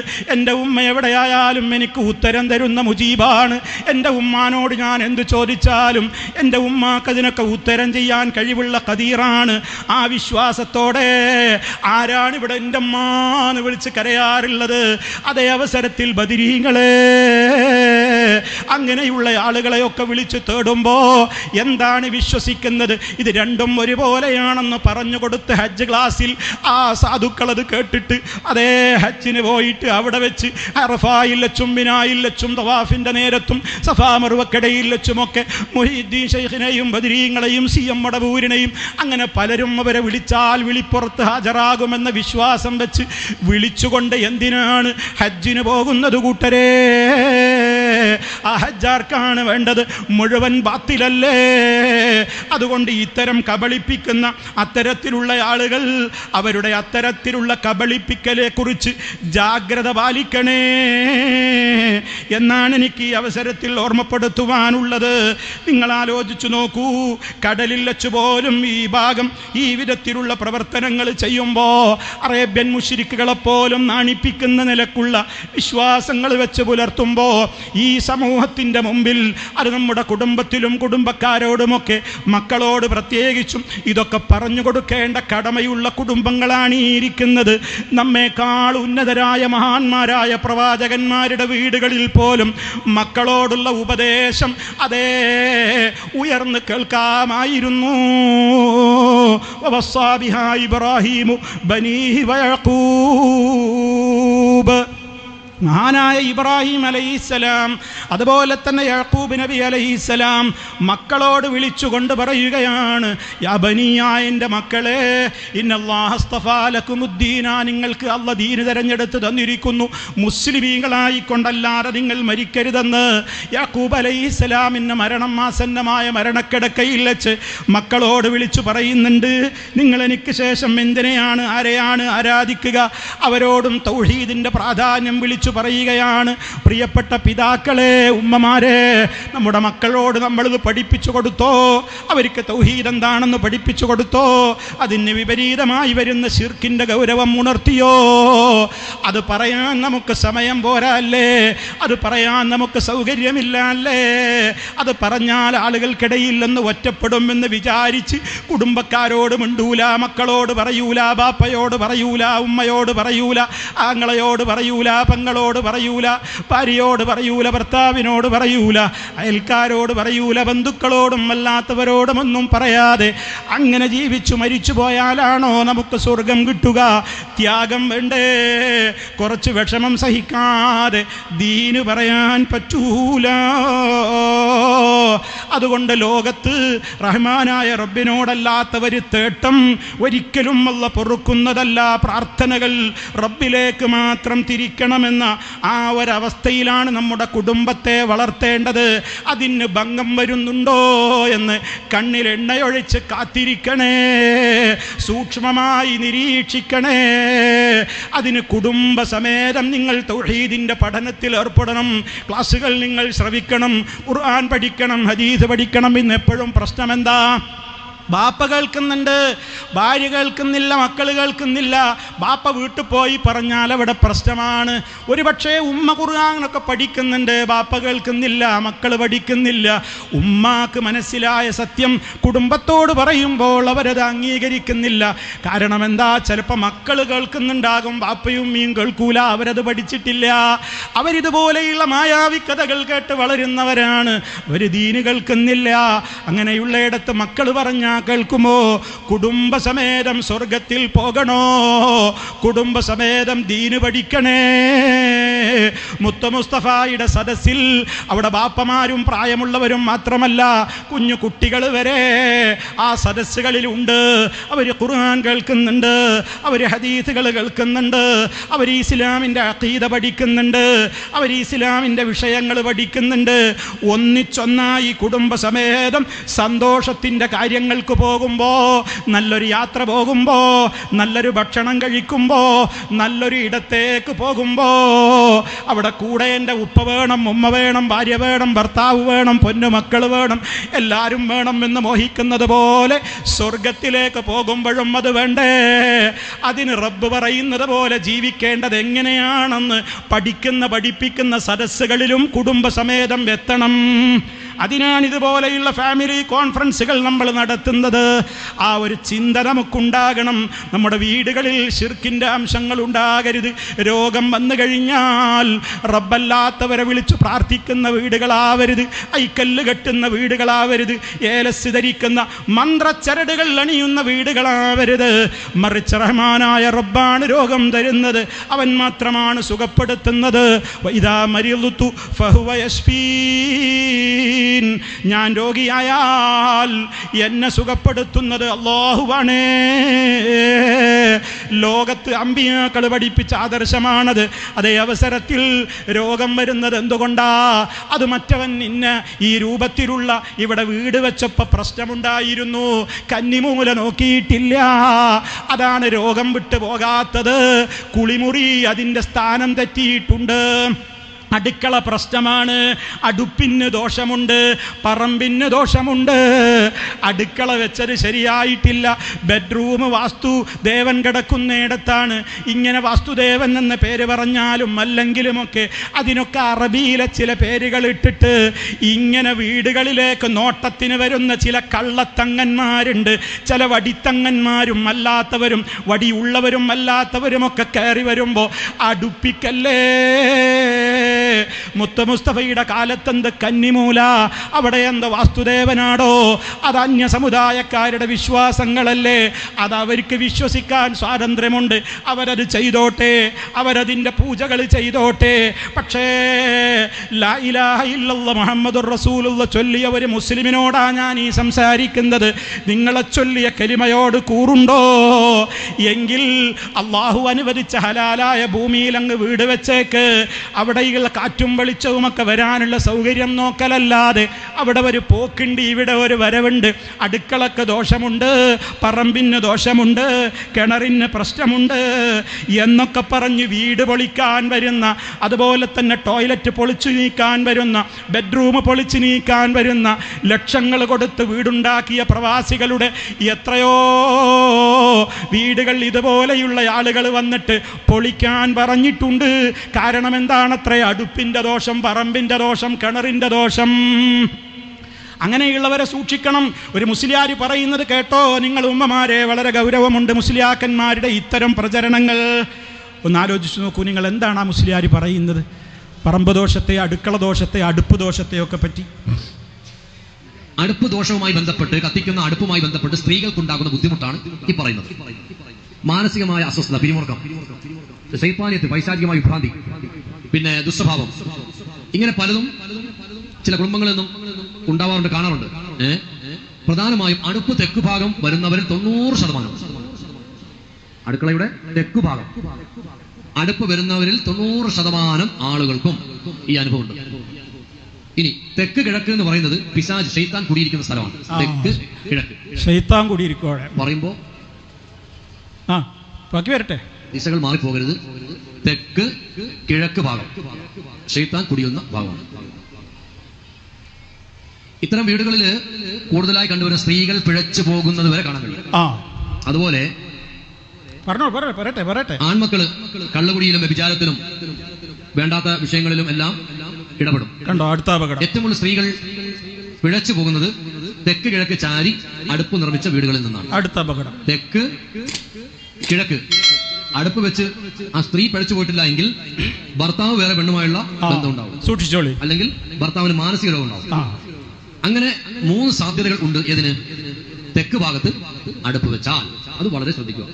അപ്പൊ ഇൻഷാ അല്ലാഹ് ഇന്നിപ്പോ നമ്മൾ സംസാരിച്ച വിഷയം എന്ന് പറയുന്നത് അടുപ്പിന്റെ ദോഷമാണ്. അടുപ്പിന്റെ ദോഷം, ഇതുപോലത്തെ കാര്യകാരണങ്ങൾ നമുക്കുണ്ടാകും. അതുകൊണ്ട് വളരെ ശ്രദ്ധിക്കുക. അറിയുന്നവരെ കൊണ്ട് വീടും പറമ്പും നോക്കിക്കുക. അതിൽ സംഭവിച്ചു പോയ കുറ്റകൃത്യങ്ങൾ പരിഹരിക്കുക. പുതിയതെടുക്കുന്നവർ നല്ലതുപോലെ നോക്കിച്ചിട്ട് വാസ്തുശാസ്ത്ര പ്രകാരം അവിടെ പറ്റുമോ ഇല്ലയോ എന്ന് പ്രത്യേകിച്ചും മുസ്ലിംകളായ ആവശ്യത്തിൽ കഴിവുള്ളവരെ കൊണ്ട് തന്നെ നോക്കിച്ച് ആൾക്കാരെ തന്നെ വിളിക്കണം, മനസ്സിലാക്കി വേണ്ടുന്ന കാര്യങ്ങൾ ചെയ്തു വേണം പുതിയ വീട് നിർമ്മിക്കാൻ. പുതിയ കിണറും അങ്ങനെ തന്നെയാണ്. ഒന്ന് ആലോചിച്ച് നോക്കൂ സഹോദരങ്ങളെ, നമ്മളിത് പറയുമ്പോൾ വിചാരിക്കും ഇത് ആരുടെയൊക്കെ പേരിൽ വെറുതെ പറയണ്. കണ്ടോ, അപ്പോൾ അടുപ്പിന് ദോഷം വന്നു കഴിഞ്ഞാൽ എന്തൊക്കെ വരുന്ന അറിയണത്? അവിടെയുള്ള പെണ്ണുങ്ങൾക്ക് മാനസിക രോഗം, ഭ്രാന്ത്, വേലിയാട്ടം, ഭർത്താവ് അന്യ പെണ്ണുങ്ങളുടെ അടുത്തേക്ക് പോവുക, പിരിമുറുക്കം, ടെൻഷൻ, ഒരുപാട് രോഗം വീട്ടിൽ നിന്നാണ് വിട്ടുമാറൂല. ഈ വിശ്വാസമുള്ളൊരു പെണ്ണിനെ നിങ്ങൾ കെട്ടിക്കൊണ്ട് വന്നാൽ, തൗഹീദുള്ള പെണ്ണിനെ കല്യാണം കഴിക്ക്. തൗഹീദില്ലാത്ത ഒരു പെണ്ണിനെയാണ് നിങ്ങൾ കെട്ടിക്കൊണ്ട് വരുന്നതെങ്കിൽ, അല്ലെങ്കിൽ തൗഹീദില്ലാത്ത ഒരുത്തനാണ് നിങ്ങളുടെ മകളെ കെട്ടിച്ചു കൊടുക്കുന്നതെങ്കിൽ, അവൻ്റെ വീട്ടിൽ ഈ വക വിശ്വാസങ്ങളുള്ളയിടത്ത് സമാധാനത്തോടെ ഒരു കുടുംബത്തിന് ജീവിക്കാൻ പറ്റുമോ? അടുപ്പിൻ്റെ ദോഷമാണ് പോലും. അങ്ങോട്ട് തിരിഞ്ഞെന്ന് തീ കത്തിക്കാൻ പറ്റില്ല, ഇങ്ങോട്ട് തിരിഞ്ഞെന്ന് വെള്ളം കോരാൻ പറ്റൂല, ഇങ്ങോട്ട് തിരിഞ്ഞെന്ന് അടുക്കള പാടില്ല, അവിടെ ബെഡ്റൂം പാടില്ല, അവിടെ കുളിമുറി പാടില്ല, അവിടെ വാസ്തുശാസ്ത്രമുണ്ട്, ഇവിടെ കന്നിമൂലുണ്ട് എന്ന് പറയുന്ന ഇത്തരം പിശാചുക്കളെ വീടിൻ്റെ 4 അയലത്തേക്ക് അടുപ്പിക്കരുത്. ഇവരാണ് നിങ്ങളെ വീട് പൊളിപ്പിക്കുന്നത്, ഇവരാണ് നിങ്ങളുടെ വീട് താകെ തകർക്കുന്നത്. ഒരു പ്രവാസി അവിടെ നിന്ന് വീടുണ്ടാക്കാൻ വേണ്ടി, ഒരു നാട്ടിലുള്ളവരാണെങ്കിലും അവൻ്റെ സമ്പാദ്യം മുഴുവൻ സ്വരുക്കൂട്ടിയിട്ട് വീടുണ്ടാക്കാൻ എത്ര ലക്ഷങ്ങൾ ചെലവഴിച്ചിട്ടാ ബുദ്ധിമുട്ടുന്നത് എന്നറിയോ? എന്നിട്ട് നിന്റെ ഹൗസ് വാമിങ് വരുമ്പോൾ പോലും ഇതേപോലെയുള്ള ചെകുത്താന്മാർ, മനുഷ്യ പിശാചുക്കൾ കയറി വന്നിട്ട് പറയും, അസുഖണ്ടല്ലേ, പ്രയാസാണല്ലേ, തലവേദന വിട്ടുമാറുന്നില്ല അല്ലേ, ബെഡ്റൂമിൽ കാലുവഴുതി വീണുവല്ലേ, അടുക്കളയിൽ പ്രശ്നമാണല്ലേ, കുടുംബത്തിൽ ബുദ്ധിമുട്ടാണല്ലേ. അതെന്താ കാരണം എന്നറിയോ? ബെഡ്റൂം ശരിയല്ല, കക്കൂസ് ശരിയല്ല, ടോയ്ലറ്റ് ശരിയല്ല, അടുപ്പ് ശരിയല്ല, കിണറിൻ്റെ സ്ഥാനം ശരിയല്ല, പൊളിക്കണം. ഇത് പൊളിച്ച് നീക്കിയിട്ട് ഈ ചെകുത്താന്മാരുടെ വർത്തമാനം കേട്ടുകൊണ്ട് ഇത് പൊളിച്ച് നീക്കുന്ന ആളുകൾ, പ്രിയമുള്ളവരെ, ഈ ഫാമിലി കോൺഫറൻസ് അതിനാണ്. നിങ്ങളുടെ വീടുകളിൽ അത്തരം വിശ്വാസങ്ങൾ ഉണ്ടാവരുത്. രോഗം വന്നു കഴിഞ്ഞാൽ അത് റഹ്മാനായ റബ്ബാണ് രോഗം തരുന്നത്. ശിഫയാക്കേണ്ടത് എങ്ങനെയാണ്? നിങ്ങൾക്ക് വേദനയുണ്ടോ? നിങ്ങൾക്ക് പ്രയാസമുണ്ടോ? വേദനയുള്ള ഭാഗത്ത് കൈവക്ക്. 3 തവണ പറയുക ആത്മാർത്ഥമായി, ബിസ്മില്ലാ ബിസ്മില്ലാ ബിസ്മില്ലാ. അള്ളാഹുവിൻ്റെ നാമത്തിൽ, അള്ളാഹുവിൻ്റെ നാമത്തിൽ, അള്ളാഹുവിൻ്റെ നാമത്തിൽ. നിങ്ങൾക്ക് എവിടെയാണോ വേദന അവിടെ കൈവെക്ക്. എന്നിട്ട് അടുത്ത ചോദ്യം 7 തവണ അള്ളാഹിനോട് ചോദിക്ക്. അസ്അലുല്ലാഹൽ അളീം, അഊദു ബില്ലാഹി വഖുദ്റതിഹി മിൻ ശർരി മാ അജിദു വഉഹാദിറു, അഊദു ബില്ലാഹി വഖുദ്റതിഹി മിൻ ശർരി മാ അജിദു വഉഹാദിറു, അഊദു ബില്ലാഹ്. അല്ലാഹുവേ, അല്ലാഹുവിനോട് ഞാൻ കാവൽ തേടുകയാണ്, അല്ലാഹുവിൻ്റെ നാമത്തിൽ ചോദിക്കുകയാണ്, അവനോട് ഞാൻ കാവൽ തേടുകയാണ്. ബിഖുദ്റതി, അഊദു ബില്ലാഹി വഖുദ്റതിഹി, അവൻ്റെ കഴിവിനെ മുൻനിർത്തി മുൻനിർത്തിക്കൊണ്ട് റബ്ബിൻ്റെ ഖുദ്റത്ത്, ആ ഖുദ്റത്തിൽ എനിക്ക് അടിയുറച്ച വിശ്വാസമുണ്ട്, ഞാനിതാ കാവൽ തേടുന്നു എന്തില്ലെന്ന്, മിൻ ശർരി മാ അജിദു വ ഉഹാദിറു, എനിക്കനുഭവപ്പെടുന്ന വേദന, അതുപോലെ തന്നെ എനിക്ക് തോന്നുന്ന പേടി, ഇതെന്ത് അസുഖമാണ് റബ്ബേ, ഇത് വലിയ വലിയ അസുഖമാണോ എന്നൊക്കെയുള്ള ബേജാർ എനിക്കുണ്ട്, വേദനയുണ്ട്. റഹ്മാനായ റബ്ബേ, നിന്റെ നാമത്തിൽ നിന്റെ നാമത്തിൽ നിന്റെ നാമത്തിൽ നിന്നോട് ഞാൻ അഭയം തേടുന്നു, കാവല് തരണേ. ഇത് തേടാനാണ് ഞങ്ങളെ നേതാവ്, അതേ ലോകത്തിൻ്റെ നേതാവ് മുത്തു മുസ്തഫ സല്ലല്ലാഹു അലൈഹി വസല്ലമ സ്വഹാബത്തിന് പഠിപ്പിച്ചു കൊടുത്തത്. അതല്ലാതെ വേദനയുണ്ട് നബിയേ എന്ന് പറഞ്ഞ് അള്ളാഹിൻ്റെ റസൂലിനോട് വന്ന് പറഞ്ഞപ്പോൾ, നിൻ്റെ വീടിൻ്റെ കക്കൂസ് ഞാനൊന്ന് കാണട്ടെ, ബെഡ്റൂം ഒന്ന് കാണട്ടെ, അടുക്കള എവിടെയാണെന്നൊന്ന് കാണട്ടെ, ഞാനൊന്ന് വന്ന് സ്ഥാനമൊക്കെ ഒന്ന് നോക്കട്ടെ എന്ന് മുത്തു മുസ്തഫ പഠിപ്പിച്ചവർ ചരിത്രത്തിൻ്റെ ശകലം കാണിക്കാമോ? മുത്തു മുസ്തഫയുടെ ചര്യയാണ് നമുക്ക് ഏറ്റവും വലുത്. അതുകൊണ്ട് ഇത്തരത്തിലുള്ള ആളുകളെ സൂക്ഷിക്കണമെന്നാണ് ഓർമ്മപ്പെടുത്തുവാനുള്ളത്. അതുപോലെ തന്നെ രോഗിയുടെ സമീപത്ത് ചെല്ലുമ്പോൾ നമ്മൾ തേടുന്നത് അള്ളാഹുവിനോടാണ്. അല്ലാഹുമ്മ റബ്ബന്നാസ് അദ്ഹിബിൽ ബഅസ ഇശ്ഫി അൻത ശഫീ എന്ന് തുടങ്ങുന്ന ധാരാളക്കണക്കിന് ദുആകളുണ്ട്. അതുകൊണ്ട് ചൂഷണത്തിൽ നിന്ന് മുക്തമായ നിലക്ക് നമ്മുടെ വീടുകളാവണം. അള്ളാഹു അല്ലാത്തവരുടെ പേരിൽ നേർച്ചയാക്കിയ കോഴിയോ ആടോ നമ്മുടെ വീട്ടിലുണ്ടാകരുത്. അങ്ങനെ റബ്ബല്ലാത്തവരുടെ പേരിൽ ദർഗയിലേക്ക് നേർച്ചയാക്കിയ ആട്ടിറച്ചിയോ പൊത്തിറച്ചിയോ മാംസമോ നമ്മുടെ വീട്ടിലേക്ക് അടുപ്പിക്കരുത്. ഹലാലായതല്ലാത്ത നമ്മുടെ മക്കളെ തീറ്റരുത്. ഉമ്മമാരെ, ഉപ്പമാരെ, അല്ലാഹു അല്ലാത്തവരുടെ പേരിൽ അറുത്തവരെ അല്ലാഹു ശപിച്ചിരിക്കുന്നു. ലഅനല്ലാഹു മൻ ദബഹ ലിഗൈരില്ലാഹ്. അല്ലാഹു അല്ലാത്തവർക്ക് വേണ്ടി അറവ് നടത്തിയവനെ അല്ലാഹു ശപിച്ചിരിക്കുന്നു. നമുക്ക് കഴിക്കാൻ പറ്റൂല. അതുകൊണ്ട് തന്നെ ഈ രൂപത്തിലൊക്കെയുള്ള വിശ്വാസക്കാർ പ്രശ്നം വന്നാൽ അപ്പ നേർച്ചയാക്കി കബറുങ്ങൾക്ക് അവിടെ ഒരു വിളക്ക് കൊളുത്താൻ, അവിടെ ഒന്ന് ജാറം മൂടാൻ, കബർ വ്യവസായം ഇങ്ങനെ തടിച്ച് കൊഴുക്കല്ലേ ലോകത്ത് എല്ലായിടങ്ങളിലുമുള്ള ദർഗകൾ. കുറേ കൊല്ലങ്ങൾക്ക് മുമ്പ് ഞാൻ ഓർക്കുന്നു, നിങ്ങളുടെ കാസർഗോഡ് ഈ ചെർക്കളയിൽ ഒരു തോട്ടം തന്നെ ഉണ്ടായിരുന്നു, കബർ തോട്ടം. അന്നവിടെ പ്രസംഗിച്ചൊരു കാലത്ത് കൃത്യമായി അത് പറഞ്ഞിരുന്നു. ഇന്ന് ആ തോട്ടത്തിന് അഡ്രസ്സ് ഇല്ല എന്നാണ് അറിഞ്ഞത്. അത് പൂട്ടി. കാരണം ആ തോട്ടത്തിൽ ഒരുപാട് കബറുകൾ ഇങ്ങനെ നട്ടുവളർത്തുകയായിരുന്നു. തെങ്ങൊക്കെ വെട്ടിയിട്ട് ജാറങ്ങളായിരുന്നു. മക്കത്തുനിന്നും മദീനത്തുനിന്നും ഒക്കെ മഹാന്മാരായ ശുഹദാക്കൾ ഇങ്ങനെ യാത്ര ചെയ്തിട്ട് ചെർക്കളയിലെ ഈ തോട്ടത്തിൽ വന്നിങ്ങനെ പൊങ്ങുകയായിരുന്നു അത്രേ. അങ്ങനെ ഇവരിങ്ങനെ ജാറുണ്ടാക്കും, പല പരിപാടികളുമായിരുന്നു.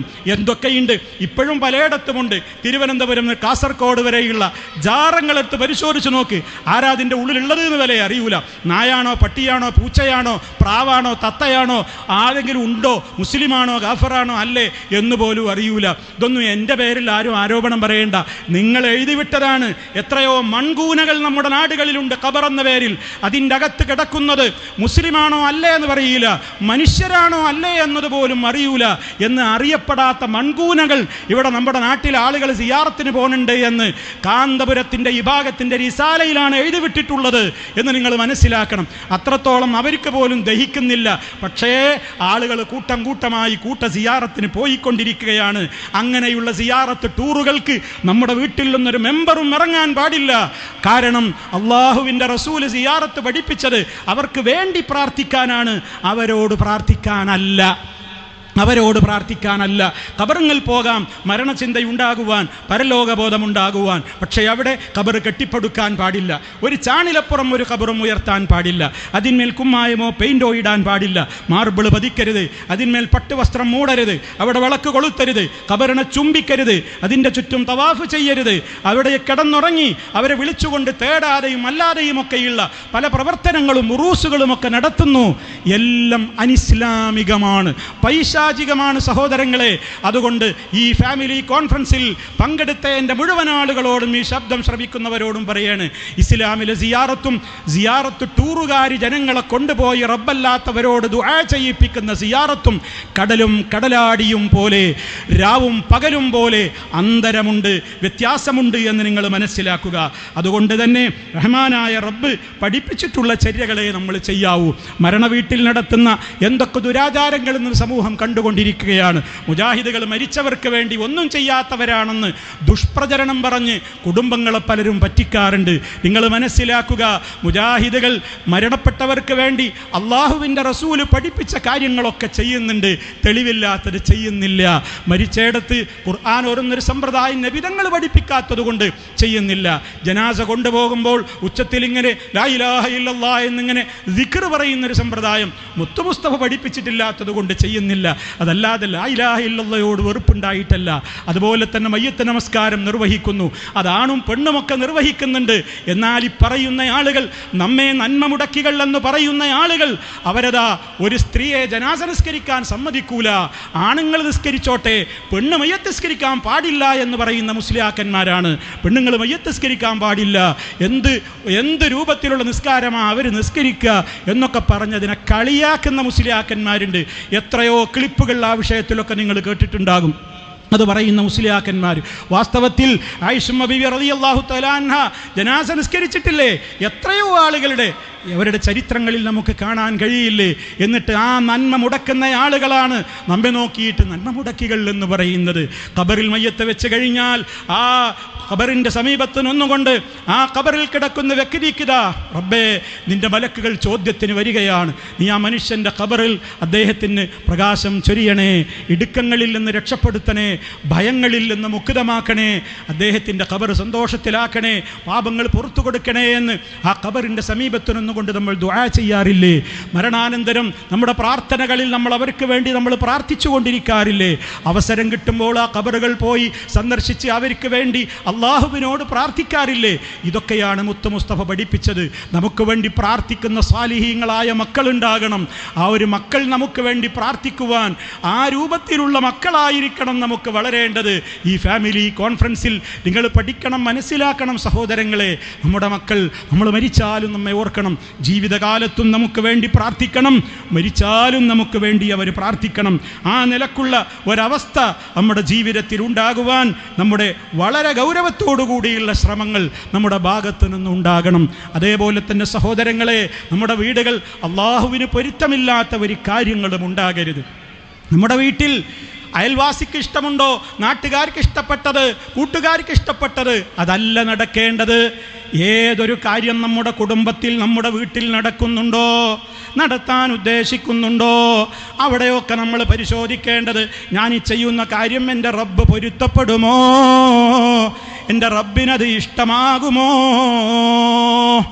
അതാണ് നമ്മൾ ഗൗരവത്തോടുകൂടെ ആലോചിക്കേണ്ടത്. എൻ്റെ റബ്ബിനത് ഇഷ്ടാകുമോ, എൻ്റെ റബ്ബിനത് പൊരുത്തമാകുമോ? അതുകൊണ്ട് നമ്മുടെ വീടുകളിൽ സദാ നമസ്കാരമുണ്ടാകണം. പുരുഷന്മാർ ജമാഅത്തിന് പള്ളിയിൽ പോയാലും സുന്നത്ത് നിസ്കാരങ്ങളൊക്കെ ആണുങ്ങൾ വീട്ടിൽ വന്ന് നിർവഹിക്കുന്നതാണ് പള്ളിയിൽ വെച്ച് നിർവഹിക്കുന്നതിനേക്കാൾ പുണ്യം.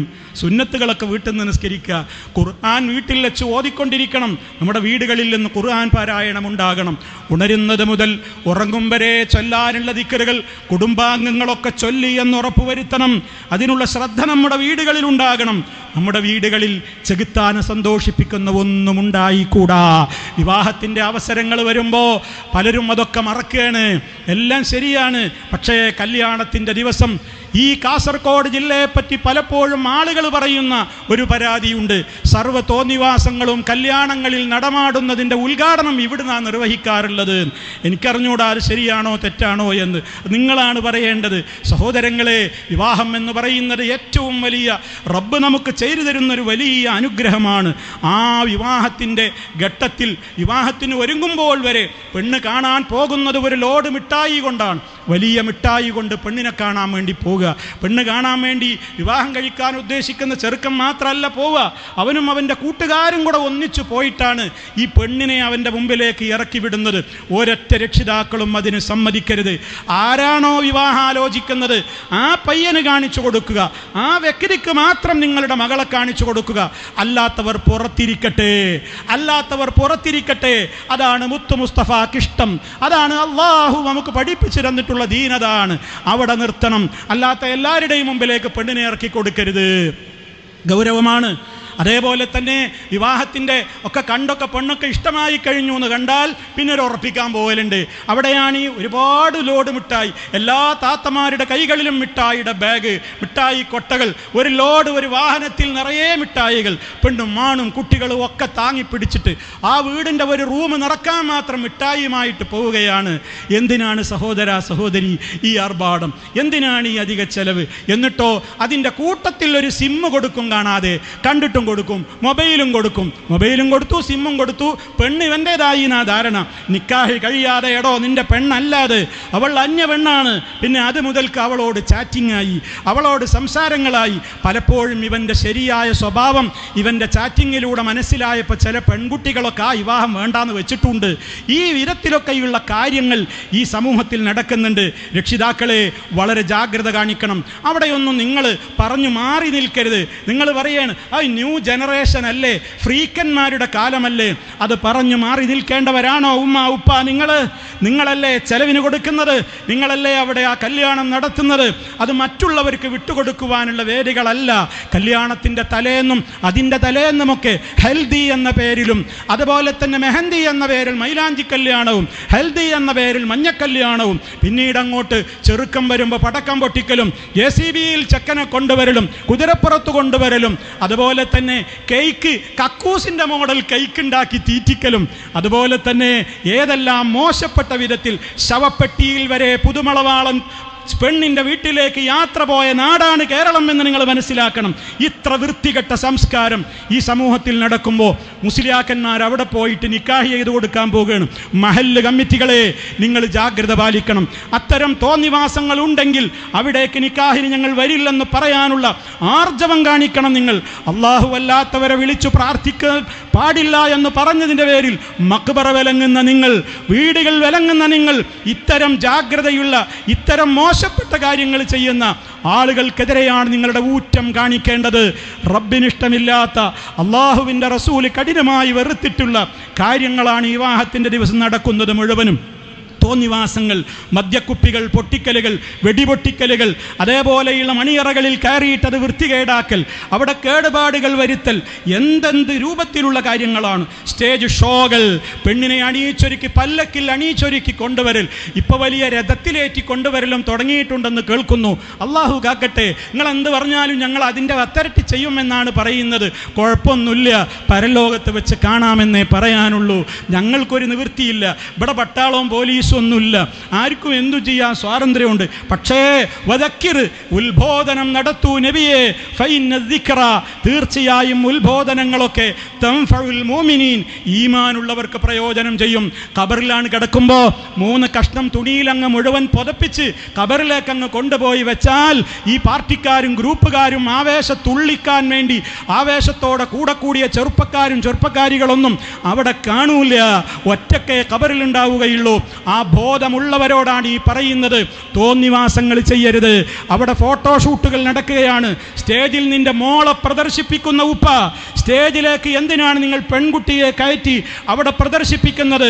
അവളെയും ആ ചെക്കനെയും ആ സ്റ്റേജിലിരുത്തി ആണും പെണ്ണും ഒന്നിച്ച് ഇടകലർന്ന് ഫോട്ടോഷൂട്ടുകളും അതുപോലെ തന്നെ അവിടെ വരുന്ന സ്ത്രീകളുടെ വേഷം എന്താണ്? റബ്ബ് ഇഷ്ടപ്പെടുന്ന വേഷമാണോ? അള്ളാഹു ഇഷ്ടപ്പെടുന്ന വേഷമാണോ? റബ്ബിന് പൊരുത്തമുള്ള വേഷമാണോ? നിങ്ങൾ ചോദിക്ക്, നിങ്ങൾ ചിന്തിക്ക്. എന്തിന്? മരിച്ചു പോകണമെന്ന ആഗ്രഹമുണ്ടെങ്കിൽ, നല്ല നിലക്ക് ഖബറിൽ മലക്കുകളെ കണ്ടുമുട്ടണമെന്ന ബോധ്യമുണ്ടെങ്കിൽ, പരലോക കോടതിയിൽ രക്ഷപ്പെടണമെന്ന ബോധ്യമുണ്ടെങ്കിൽ, അതൊക്കെ ഇപ്പോഴത്തെ കുട്ടികളല്ലേ, അതൊക്കെ അവരുടെ ഒരു സ്വാതന്ത്ര്യത്തല്ലേ, ഞാൻ എന്താ ചെയ്യുക എന്ന് പറഞ്ഞു മാറി നിൽക്കാൻ പാടില്ല. മഹല്ലുകൾക്ക് പോലും ആർജവമില്ലാതായിരിക്കുന്നു. തീരുമാനമെടുത്ത മഹല്ല് കമ്മിറ്റികൾ പോലും തീരുമാനത്തിൽ നിന്ന് പിറകോട്ട് പോകേണ്ടി വരുന്നു. എന്താ കാരണം? തീരുമാനമെടുത്ത മഹല്ല് കമ്മിറ്റിയുടെ വീട്ടിൽ അങ്ങനെ നടക്കുന്നത്. പിന്നെ അവർക്കിത് പറയാൻ പറ്റുമോ? അപ്പോൾ പിന്നെ മിണ്ടാട്ടം മുട്ടി. അപ്പോൾ എല്ലാവരും ചേർന്ന് നിന്ന് കൊടുക്കുക, അങ്ങനെ അടിച്ച് പൊളിക്കുക, ഏത് പേക്കൂത്തുകളും കാണിക്കുക, പെണ്ണിനെയും കൂട്ടി മരം ചുറ്റി പ്രേമം, അതുപോലെ തന്നെയുള്ള എന്തെല്ലാം സംവിധാനങ്ങൾ, സേവ് ദി ഡേറ്റ്. ഇനി ഒന്നും പറയണ്ട. പ്രസവത്തിന് കൊണ്ടുപോകുമ്പോൾ അതിൻ്റേതായ രൂപത്തിലുള്ള മാമൂലുകൾ, ആചാരങ്ങൾ, പ്രസവിച്ച് കഴിഞ്ഞാൽ പിന്നെ അവിടുന്ന് അങ്ങോട്ട് പല വിധത്തിലുള്ള ദുരാചാരങ്ങൾ, എന്തെല്ലാം രൂപത്തിലാണ് വിവാഹത്തോടനുബന്ധിച്ചും മറ്റു കാര്യങ്ങളിലുമൊക്കെ നമ്മുടെ വീടുകളിൽ നടക്കുന്നത്. അതുകൊണ്ട് തന്നെ സഹോദരങ്ങളെ, ഒരൊറ്റ കാര്യമേ നമ്മൾ നോക്കേണ്ടതുള്ളൂ. അള്ളാഹുവിന് ഇതൊക്കെ ഇഷ്ടമാണോ? എനിക്ക് എൻ്റെ പ്രിയപ്പെട്ടവരോട് പറയാനുള്ളത് അതാണ്. നിങ്ങളുടെ വീട് നിങ്ങൾക്ക് നിയന്ത്രിച്ചൂടെ ഉപ്പ? നിങ്ങൾക്ക് നിയന്ത്രിച്ചൂടെ പെങ്ങളെ? നിങ്ങളുടെ വീടിൻ്റെ കാര്യമാണ് പറയുന്നത്. അയൽവക്കത്ത് പോയിട്ട് പറയാൻ നമുക്ക് അധികാരമില്ല, അതവരുടെ ഇഷ്ടമാണ്. പക്ഷേ ഞാൻ പറഞ്ഞാൽ കേൾക്കുന്ന എൻ്റെ വീട്ടിൽ എനിക്ക് കൺട്രോളില്ലേ? അത് കൺട്രോളില്ലെങ്കിൽ ഞാൻ എന്തിനാ ആണാണെന്ന് പറയുന്നത്, അവിടുത്തെ ഉമ്മയാണെന്ന് പറയുന്നത്? അവിടെ മറ്റുള്ളവർക്ക് വിട്ടുകൊടുക്കേണ്ട ദിവസമാണോ അത്? മരിച്ചു പോകണ്ടേ? അവിടെ ഇസ്ലാമിൽ അള്ളാഹു വെറുത്തിട്ടുള്ള സ്വർഗത്തിൻ്റെ മണം പോലും പെണ്ണെ നീ ആസ്വദിക്കുകയില്ലെന്ന് പറഞ്ഞ വേഷവിധാനവുമായി തുള്ളിച്ചാടി ചില പാട്ടുകളും മ്യൂസിക്കുകളും ഒക്കെ വെച്ചിട്ട് ബ്രേക്ക് ഡാൻസും തുള്ളിയിട്ട് പെണ്ണിനെയും കൊണ്ടിങ്ങനെ പല്ലക്കും കുലുക്കിയിട്ട് സ്റ്റേജിലേക്ക് വരുന്ന പെണ്ണിൻ്റെ മുഖത്ത് നിന്ന് മുഖം മൂടിയൊക്കെ നീക്കി പരസ്യമായി ആണുങ്ങളുടെ മുമ്പിലേക്ക് അവരുടെ കണ്ണുകൾ കൊണ്ട് കൊത്തിവലിക്കാൻ ഇട്ടുകൊടുക്കുന്ന ഉമ്മ, പെങ്ങളെ, ഉപ്പ, സഹോദര, മരിച്ചു പോകണം. പരലോക കോടതിയിൽ ഈ വാക്കുകൾ സാക്ഷിയായിരിക്കും.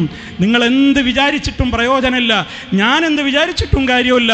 അള്ളാഹു വിചാരിക്കണം. റഹ്മാനായ റബ്ബിനോട് തേടുക, എൻ്റെ വീട്ടിൽ റബ്ബേ നിനക്കിഷ്ടമില്ലാത്തതൊന്നും ചെയ്യരുത്, ഉണ്ടാകരുത്. അതല്ലേ ഉമ്മ ഉപ്പ നമ്മൾ കൈകെട്ടിയാ എന്താ അള്ളാഹിനോട് 5 നേരം പറയുന്നത്? റബ്ബേ നിനക്കിഷ്ടമില്ലാത്തത് ഞാൻ ചെയ്യൂല. ഇന്ന സ്വലാത്തി വനുസുക്കി വമഹ്യായ വമമാത്തി. റബ്ബേ എൻ്റെ നിസ്കാരം നിനക്ക് വേണ്ടിയാണ്, എൻ്റെ മറ്റനുഷ്ഠാനങ്ങൾ നിനക്ക് വേണ്ടിയാണ്, എൻ്റെ ജീവിതം നിനക്ക് വേണ്ടിയാണ്, നിനക്ക് പൊരുത്തല്ലാത്തത് ഞാൻ ചെയ്യൂല. ഇനി ഞാൻ മരിക്കുന്നതും നിൻ്റെ പൊരുത്തത്തിലായിരിക്കും എന്ന് പറഞ്ഞ് 5 നേരം റബ്ബിൻ്റെ മുമ്പിൽ വെച്ച് ഈ പറയുന്നതൊക്കെ കളവാണോ? കളവാണെങ്കിൽ ചെയ്തോളൂ. അതല്ല ആത്മാർത്ഥമായിട്ടാണോ നിങ്ങളിതൊക്കെ പറഞ്ഞ് നിസ്കരിച്ചത് എങ്കിൽ ആ റബ്ബിന് പൊരുത്തമില്ലാത്തതിനെ നിങ്ങളുടെ വീടിൻ്റെ 4 അയലത്തേക്ക് അടുപ്പിക്കരുത്. അത്തരം സദസ്സുകളിൽ കൂടികളാവരുത്. അവിടെ അതിൻ്റെ പ്രോത്സാഹനത്തിൻ്റെ ആളുകളായി നമ്മൾ മാറരുത്. അതേ DJ പാർട്ടികൾ, തുള്ളിച്ചാടലുകൾ, കാതടപ്പിക്കുന്ന മ്യൂസിക്കുകൾ, സംഗീതങ്ങൾ, എല്ലാ തോന്നിവാസങ്ങളും വിവാഹത്തിൻ്റെ ദിവസങ്ങളിൽ നടത്തിയിട്ട് പിന്നെ പറയുമെന്ത് അതൊക്കെ ഇപ്പം എന്താ ചെയ്യുക അപ്പോഴത്തെ ഒരു കുട്ടികൾ. അത് ഖബറിൽ നിങ്ങൾക്ക് പറയാൻ പറ്റുമോ? മഹ്ശറിൽ നിങ്ങൾക്ക് പറയാൻ പറ്റുമോ? ഈ മോളും ഈ മോനും നാളെ പരലോക കോടതിയിൽ അള്ളാഹിനോട് പറയും, എന്നെ നിലക്ക് നിർത്തേണ്ട പ്രായത്തിൽ എനിക്ക് ദീന് പഠിപ്പിച്ചു തരാത്ത എൻ്റെ ഉപ്പയെ, എൻ്റെ ഉമ്മയെ ഒന്ന് കാണിച്ചതായോ? ആരാവട്ടെ എന്നെ പിഴപ്പിക്കാൻ കാരണമായവർ, അവരാരാണെങ്കിലും എനിക്കൊന്ന് തായോ അവരെ, ഞാൻ അവരുടെ നെഞ്ചത്ത് കയറട്ടെ, എന്നിട്ട് ഞങ്ങളുടെ കാലിൻ്റെ അടിയിലിട്ടിട്ട് അവരെ ഞങ്ങളൊന്ന് ചവിട്ടി അരക്കട്ടെ. അള്ളാന്റെ കോടതിയിൽ ഇവർ കൊടുക്കുന്ന കേസാണതെന്ന് വിശുദ്ധ ഖുർആൻ പറയുന്നു. ഇനി നിങ്ങൾ ഇഷ്ടം പോലെ ചെയ്തോ, നാളെയും ചെയ്തോ. നീ ഇത് പറഞ്ഞ് എന്നോട് ഭയങ്കര ദേഷ്യം ഉണ്ടായിട്ട് മറ്റന്നാ ഒരു 10 ഇരട്ടി സ്പീഡിൽ ചെയ്തോ, എനിക്കൊന്നും വരാല്ല. ഞാൻ ആത്മാർത്ഥതയോടെ പറഞ്ഞിട്ടുണ്ടെങ്കിൽ എനിക്ക് എൻ്റെ റബ്ബ് പ്രതിഫലം തരും. നിങ്ങൾ കേട്ടാൽ നിങ്ങൾക്ക് നല്ലത്, നിങ്ങൾ കേൾക്കണം എന്ന ആഗ്രഹത്തോടെ, കേൾക്കുമെന്ന പ്രതീക്ഷയോടെയാ പറയുന്നത്. ഇങ്ങനെ പറഞ്ഞതുകൊണ്ട് ഒരുപാട് മാറ്റങ്ങളുണ്ട്. ഒരുപാട് ഉമ്മമാർ ഉപ്പമാർ നല്ല കൺട്രോൾ അവരുടെ കുടുംബത്തിൽ പാലിക്കുന്നുണ്ട്. അതിൻ്റെ ബറക്കത്ത് അവർക്ക് കിട്ടും, യാതൊരു സംശയവുമില്ല. ലോകം മുഴുവൻ നിങ്ങളെ വെറുത്താലും അള്ള വെറുക്കാതിരുന്നാൽ മതി. ലോകം മുഴുവൻ നിങ്ങളെ ഇഷ്ടപ്പെട്ടിട്ടും കാര്യമല്ല, അള്ള വെറുത്തിട്ട് പിന്നെ എന്തിനാ ജീവിക്കുന്നത്? എങ്ങനെ മരിച്ചു പോകാനാവും ഉമ്മ ഉപ്പ?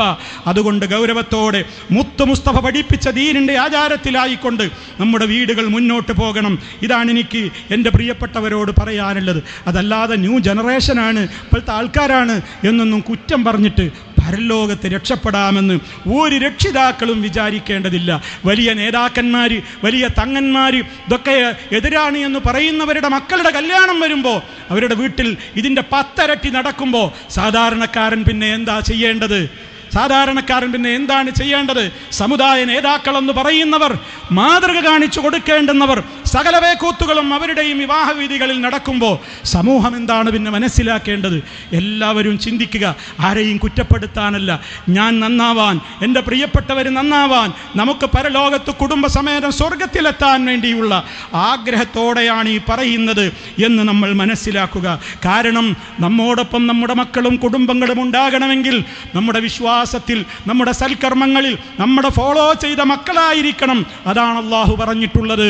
സത്യവിശ്വാസികളായ ആളുകൾ, വല്ലദീന ആമനൂ വത്തബഅതുഹും ദുർരിയത്തുഹും ബിഈമാൻ, സത്യവിശ്വാസികളായ ആളുകൾ അവരുടെ മക്കളും അവരുടെ കൂടെ സ്വർഗത്തിൽ വരും.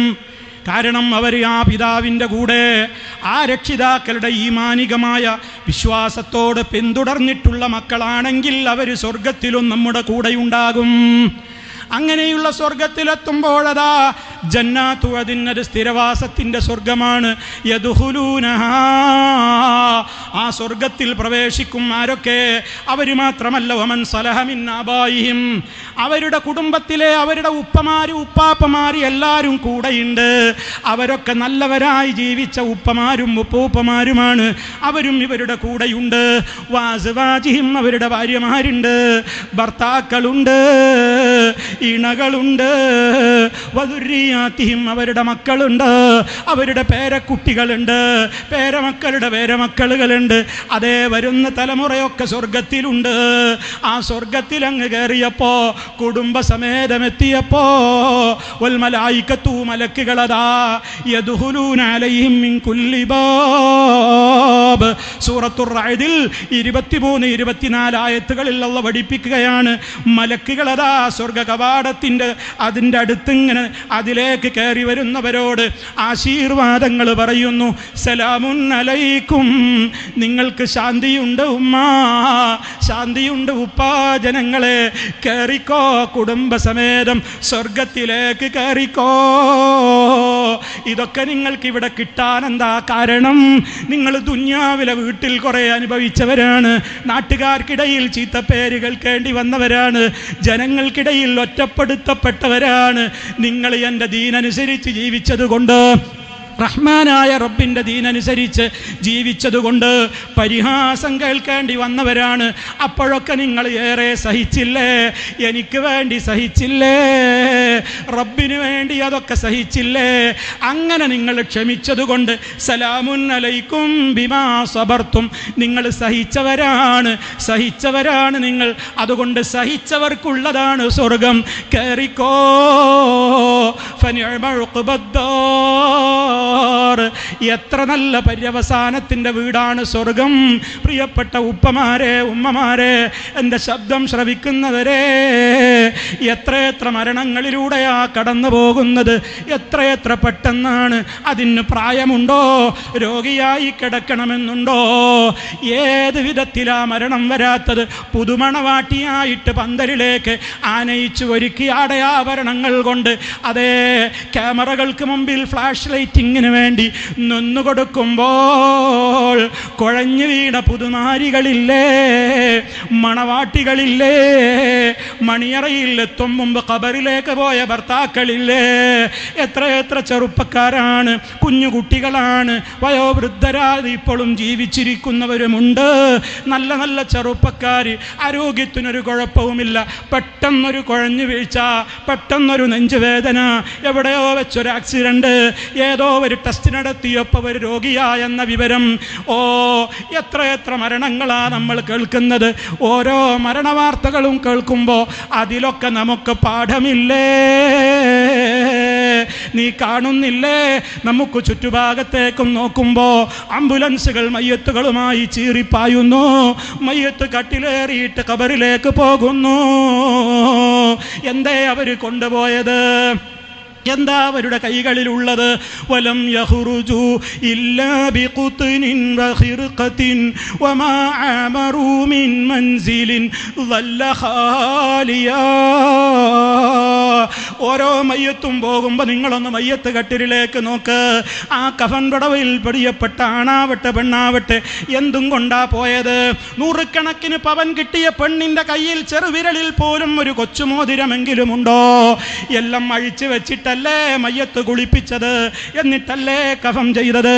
വലിയ ധനാഢ്യനായ മുതലാളി, വ്യവസായ പ്രമുഖൻ, ഏക്കറക്കണക്കിന് പണമുള്ളവൻ, വലിയ വലിയ സമ്പന്നന്മാർ, വലിയ മുതലാളിമാർ, ബിസിനസ്സുകാർ പോകുമ്പോഴെന്താ കൊണ്ടുപോകുന്നത്?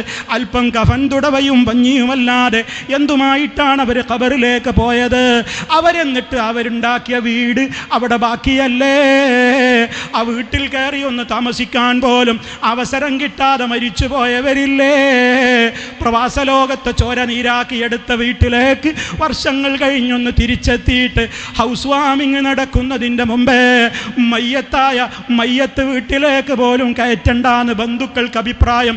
ഹൗസ് വാമിങ്ങിൻ്റെ ദിവസം ഇതിലേക്കൊരു മയ്യത്ത് കയറ്റിക്കൂടാ എന്ന് പറഞ്ഞ് അടുത്ത വീട്ടിൽ മയ്യത്ത് വെച്ചിട്ട് പള്ളിക്കാട്ടിലെ ഖബർസ്ഥാനിലേക്ക് മറവ് ചെയ്ത മയ്യത്തുകൾ പോലുമില്ലേ?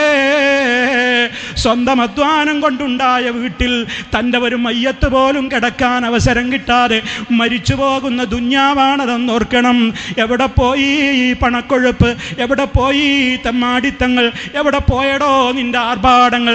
എവിടെ പോയി പെണ്ണേ നിന്റെ ആഹ്ലാദങ്ങൾ, നിന്റെ ഡാൻസുകൾ, നിന്റെ പാട്ടുകൾ, നിന്റെ ചുരിദാറുകൾ, നിന്റെ ഡ്രസ്സുകൾ, നിന്റെ വലിയ പളവളപ്പുള്ള ശരീരം മറ്റുള്ളവർക്ക് കൊത്തിവലിക്കാൻ വേണ്ടി നൊന്നുകൊടുക്കുന്ന വേഷഭൂഷാദികളൊക്കെ ഖബറിലേക്ക് പോയപ്പോൾ ഉണ്ടോ?